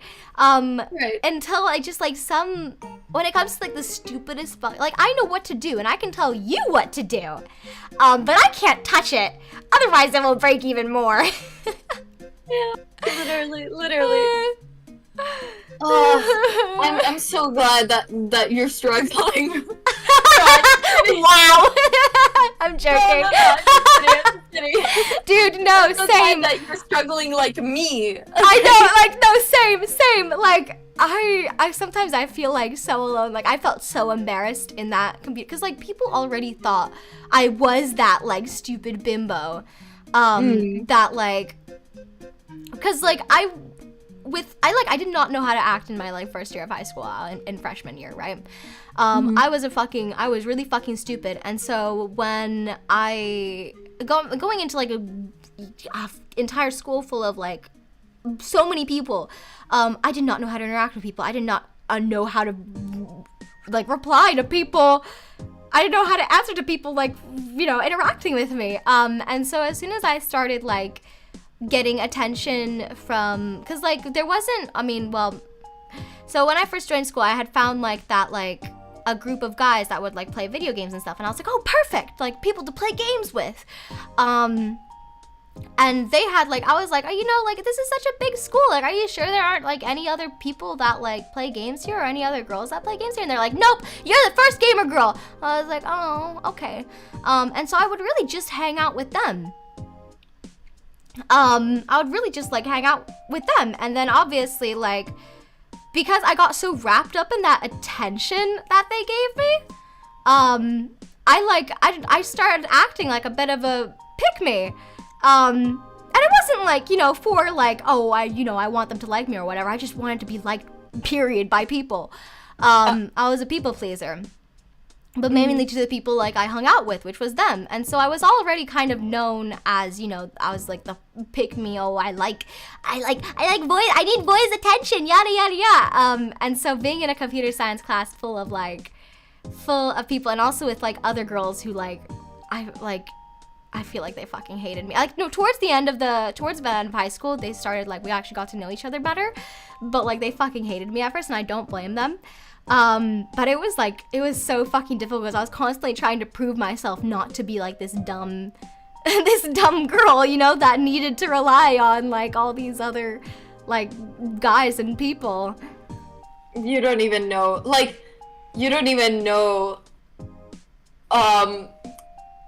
I literally same, because like, oh my god, first year of high school, I became super popular for no fucking reason because I was like slightly conventionally attractive and I played video games, and so I had this like whole group of men following me around like dogs, and it made me so uncomfortable. But at the same time, because otherwise if I didn't have them I would be lonely as shit, I was like, okay, I'll be friends with you guys. And then they like started calling me e-girl and stuff, and like that has been the story of my life, to like be called e-girl.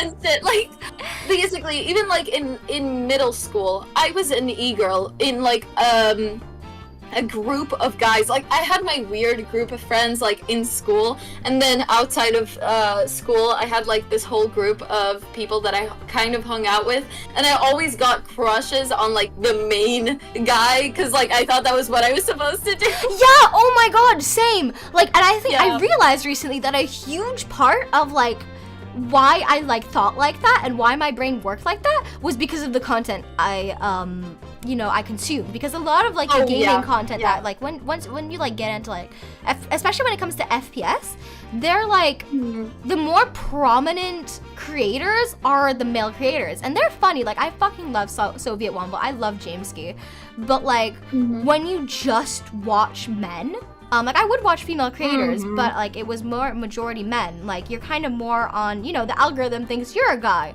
and then starts spitting at you all these like stupid things about women, and then you start to be like, wow, like, and then it just starts changing your mind. And then obviously growing up with like all these like all the stereotypical movies and stuff about like the hot blonde girl and that, it's like or like the hot, like, or like the dorky like girl that everyone wants. It's like, yeah, I wanna be her, and then it just like you fall into this spiral of like of you know of being a pick-me.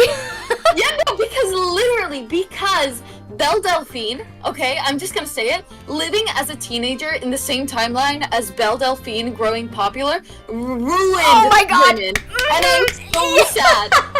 I'm clapping my hands like a fucking seal right now, like, yep. Yeah. Because I saw her popularity. All the nerdy incel guys who I hung out with were always like, oh, Belle Delphine, she's so hot, she's so pretty. And so I wanted to be like her. And it disgusts me looking back at it. Because I was 15, bro. I was 15. Yeah, it's to be fucked like this up. adult creator. It's fucked up, yeah. And it's like even more fucked up I realizing now that she like would deliberately dress to attract pedos. Like, okay, get your money, get your bag, girl. Like, holy shit, your business did fucking amazing. Like, oh my god, your marketing was insane. But exactly, and isn't that disgusting as well? The fact that she worked so well as like a pedo bait, like that's disgusting. It is. It really is. Another thing that I realize now is that, you know, when she was popular, I was a teenager. I was like 17, 16, 15, and I realized she was trying to be like me instead of like me trying to be like her. She was trying to seem like a teenager, to seem like a kid, to attract the type of guys that I was attracting, and that's disgusting. Yeah. You know? Yeah. To think about, like, oh my god, she has made me lose my childhood, you know? Yeah, like, yeah. This is the reason 100%. why I grew up so lonely. Like, it's so disgusting, and it's so sad seeing other women, like, have the same struggles as oh my me. god, Like, yeah. I think, like, another part of it is, like, growing up being, like, into, like, anime and, like, the nerdy stuff and, like, video games and that, like, a lot of girls, like, even if they are into it as well, they learn to hide it. So you never know. You never know who might also be, like, a fellow nerd. And obviously, you want friends with the same interests, so you kind of gravitate more towards the guys. So, like, for me, through growing up, like, ever since like 4th grade, ever since year 5, like, majority of my friends have been guys. Like, I grew up around guys, which really, really, really twisted, like, my mind. And only recently where I've been so fucking lucky and so fucking happy that I've met so many amazing women and other, like, people I'm so similar to. Like you, I'm finding out now as well. I'm, like, super happy. Literally, we have the same life origin story. We need to talk about this more offline. Yes, absolutely. I'm so down. But I'm so fucking glad I've gotten the opportunity to meet, like, other girls and other female creators and stuff, and also be able to, holy shit, VTubing has, like, opened me up to so many more other female creators and stuff that has made me so much more comfortable with my, like, femininity, and also just, like, off-topic, like, subjects like sexuality or stuff like that. Like, it's like, it's amazing. It's so much more positive being around women, and I love it. I totally agree. Like, I mean, the thing is, I had to kind of unlearn to put myself in competition with other women. I mean, yes! Because, that's kind of what being friends with men does. You know? Oh my god, real, so fucking real. Holy crap, I had to, like, I still, like, sometimes have, like, a really bad habit of, like, because I even, like, being, like, around men, even with men, I had to always be, like, the best at something. I'd always, like, had to have something. Or, like, for a while in my, like, online friend group, I was, like, you know, they had called me the woman. I was the girl of the group. And so I'd be really, like, territorial. Like, I really wanted other female friends, but I was like, man, I don't want to lose, because I felt like that was the one thing special to me at the time, was that I was a gamer girl, and so I held on to that. Exactly. No, because I get that, because every single group I was in, I was the only girl, except in, like, middle school, where I met my best friend, my beautiful soulmate, like, seriously, who has opened me up to realize we should not be competing with each other. We are so good together. I swear, basically, I was mainly friends with guys, all throughout middle school, all throughout high school. I had a couple of girl friends, but the thing is, like, when I was in these groups, yes, exactly. I was always the woman of the group, and they'd always make jokes at my expense. I was there to like. Yep. Oh my god, the jokes, the know? fucking sexist jokes and stuff. Ugh. Yeah. Like, and you would just let them happen. Yeah, like dishwasher. You cut yourself because you're depressed. You're a girl. Or like. Tell me about it. Holy fucking shit. Like, Okay, but the one thing. Go start an OnlyFans. Like. Yup. The one thing that like. Fuck. Mm-hmm.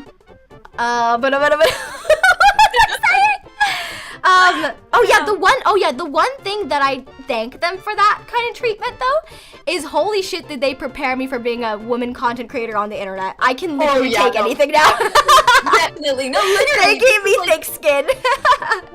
Through that, like, I learned, okay, stay away from men, first of all. Yeah.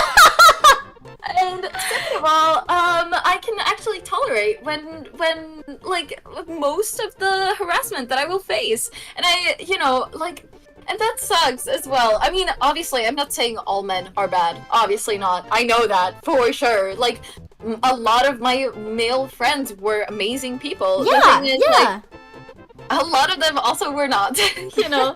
That's just how, like, people go. And especially, like, in high school and just in, like, school before you become an adult in general, like, you are stuck with those people. And those people, like, more than, like, half the time because of the, like, social pressure and stuff, people will become terrible people and, like, you know, will have only themselves in their mind, which is, I think it's pretty, unfortunately, pretty normal for the growing up, like, stages in life. Yeah. But, like, I think, like university has been much better, right? Yeah. No, yeah, that's what I've heard, yeah. I mean, the thing is, for me personally, my entire experience with that is, I actually was just friends with guys, but that's not out of, like, it was out of necessity, because otherwise I wouldn't be friends with anyone, because everybody in game design and programming was a guy, you know? Yeah. So, but now I've made more female friends, and obviously we all are the same, because we all have the same interests. We got in this industry together It's also so funny that, like, a lot of, because I thought, like, man, I grew up so fucking weird, like, liking this stuff or being into this stuff or, like, you know, having this habit, and then, like, I talked to, like, other people, like, especially around the same age as me, and they're, like, they describe, like, their, like, childhood and stuff, and I'm like, oh my god, we literally have the same lore. No, because that's what happened to me when I became friends with more women. I realized, holy shit, we have the same backstory. Like, I always grew up feeling so lonely because I was only friends with guys who could never relate to me, you know? And then I started being friends with more women, and I realized you have been through the exact same things I've been through. And, like, this is hyper-specific shit. Like, being popular because you were friends with guys who, like, all nerded with you, and, like... Yeah. Like, seeing... Like, hearing what your story is as well, it's making me realize, holy shit, we all had the same troubles, and, like, it's all, just because we women did not communicate with each other at that time, you know? I really, like, man, like, when I did, well, I mean, I still do YouTube as, like, my more, like, as my IRL self and that, and it's, like, with my IRL persona, in that I really want to, you know, use my platform to be able to show that to, like, other younger girls and stuff, that, like, hey, it's okay to be you, it's better to be you, please be you, like, you know, don't be afraid. But then also, like, it's so difficult because I want, like, with Plum and, like, Plum's character and stuff, it's a lot more on, like, the not NSFW, but on the 18+ side. And that, like, it's so hard to keep that balance. And, like, the exact opposite thing has happened where, like, I have, like, 20 to, like, 40 or 30-year-olds on, like, IRL side of things. And then, like, below 18 on a VTuber side. And I'm like, bruh, algorithms, why? Yeah, no, because literally, and that's actually another reason why I don't like to keep my stream 18+ only, because I want to be able to give that community for a girl who has grown up like me. Yes, exactly. Yeah, Because I'm realizing, you know, on Instagram, most of my followers are young girls, you That's know? good. And That's really good. I love that. Yeah, because I can inspire them and I can help them, and I love, like, I remember, like, one of my proudest moments as a content creator was literally when I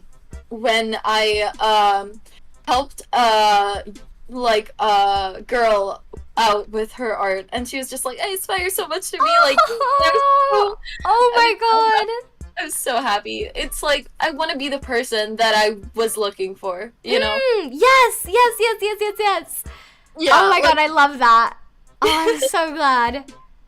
yeah, like it's also like a little bit of self-therapy for me, you know? Like taking care of people who remind me of myself is kind of like taking care of myself back then, you know? And Yeah, it's- you know, I actually like when I was like I went through like a really really depressive state, like a really bad depression. And something that like funny enough like really helped along with and helped me like reconnect with like my child self and stuff, which really like holy crap that like I'm surprised like how much like how good of like a therapeutic experience it was.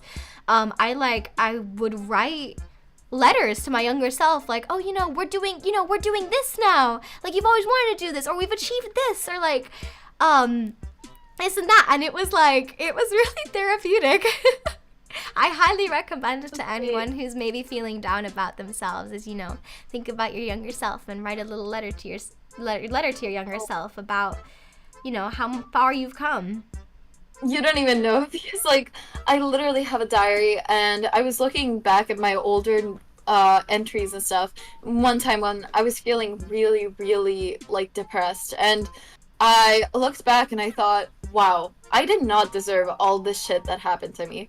And I wrote like a letter to my younger self back then, and I was just like, I'm so sorry. I love you, you're great just as you are, and I'm so sorry that I've done this to you, And I just wrote like all this like stuff that I wish could have been said to me, or that I wish I could say to myself now. Yeah. It's just, but I'm still me, so I'm glad that like my child self is still here. You know what I mean? Yeah. Oh my god. I feel so much more myself. Like, cause like obviously as like when you grow up you change like so much. Like I am a completely different person to who I was a year ago.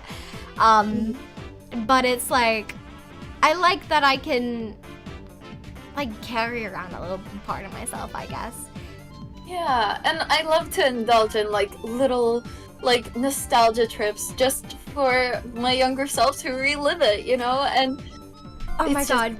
Do you know what? Like, okay, so did you go through like a Minecraft phase when you were younger? Oh, definitely. Did you go like Obviously what were I some? did. Did you watch any like Minecraft YouTubers? Yes, LD Shadow. Yes! You can literally see my model jump in my seat. She's still like honestly my Oshi. She's still such a role model. Oh my god, you know what I realized talking to you is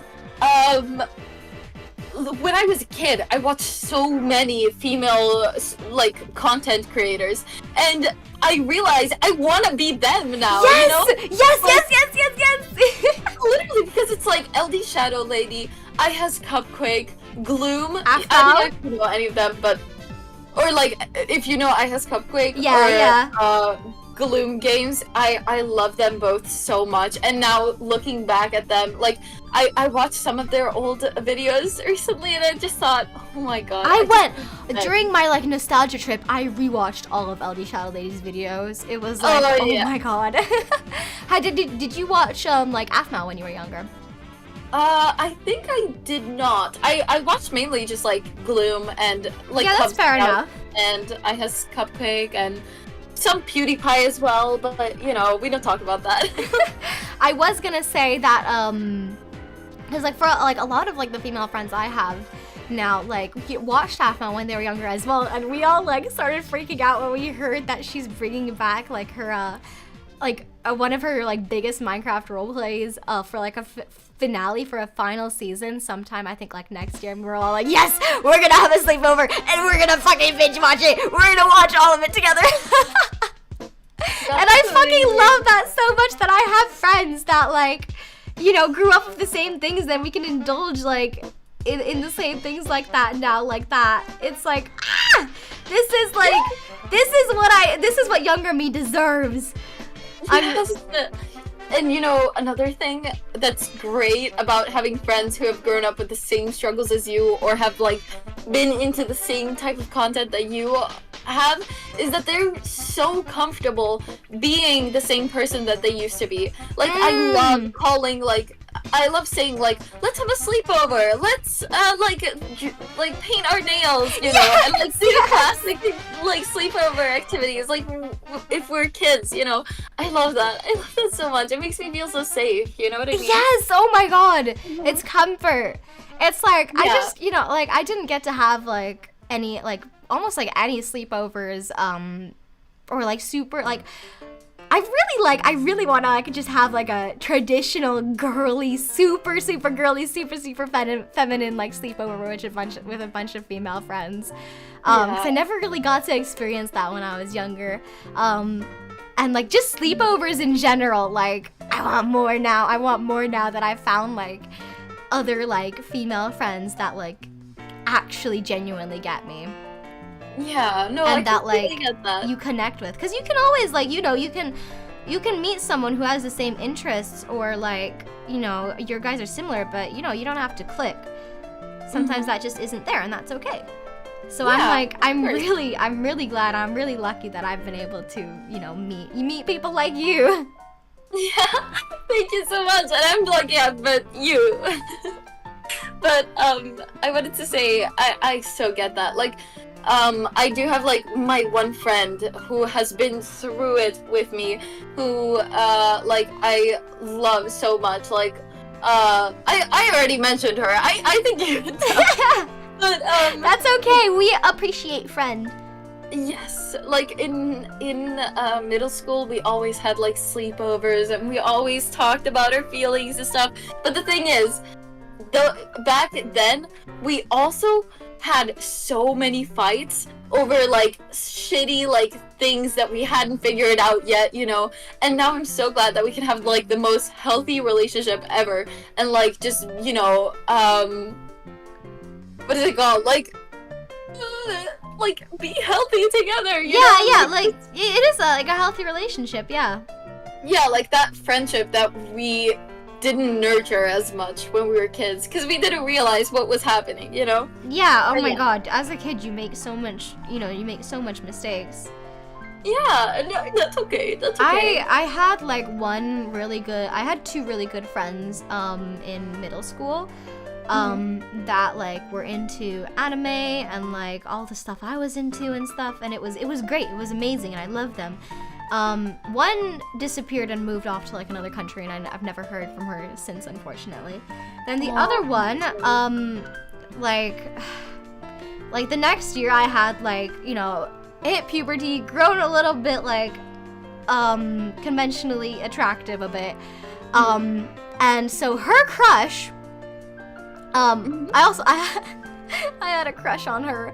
But her crush started to give me like a ton of attention, and like not good attention, like weird fucking attention, like hugging me randomly, and like you know, like you know, obviously.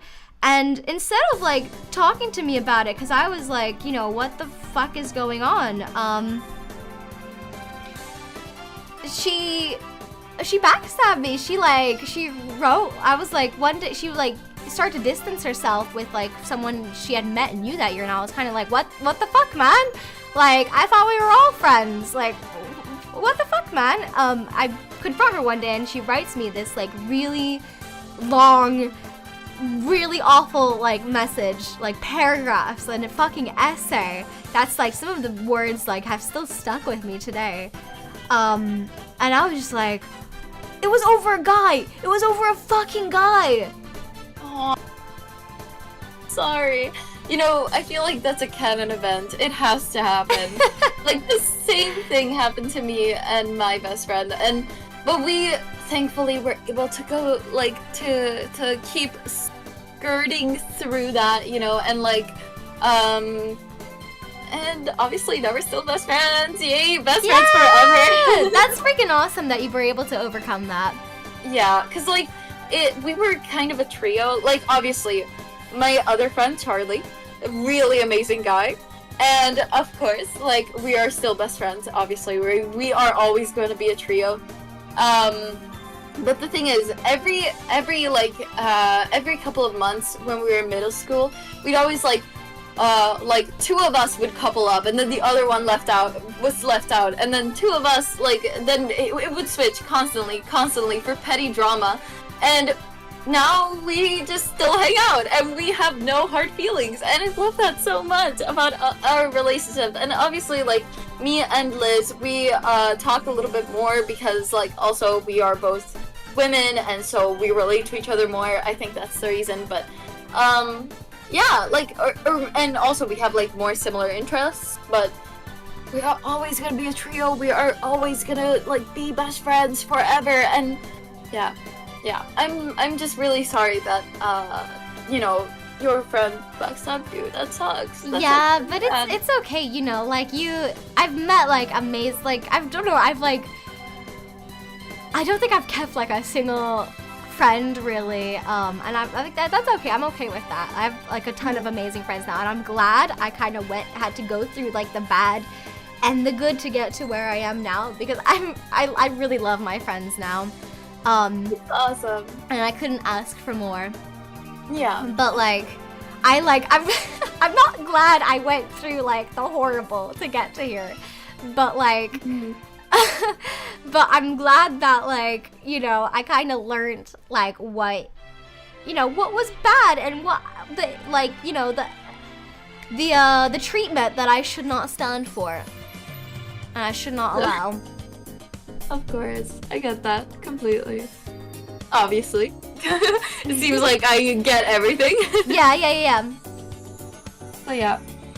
Also, I think I'm kind of done. I've been just adding, like, little teeny tiny details.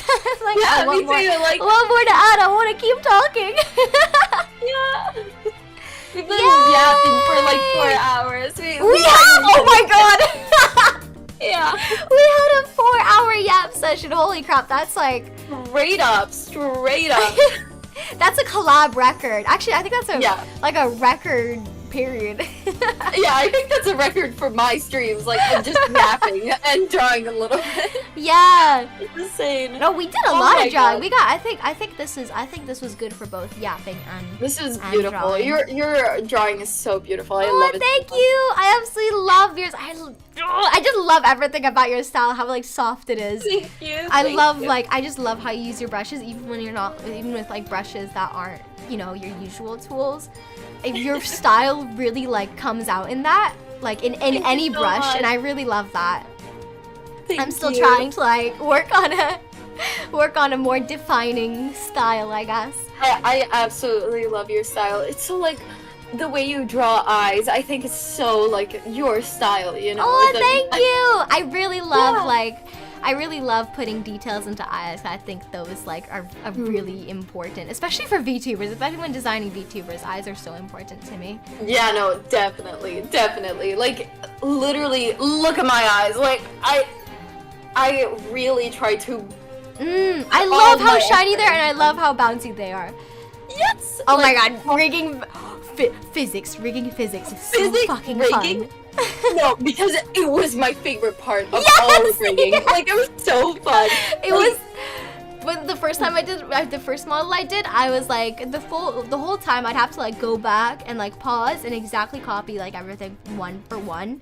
But then when it came to physics, first time she showed, I was like, I understand. And I did the rest. Literally. Physics are so fun.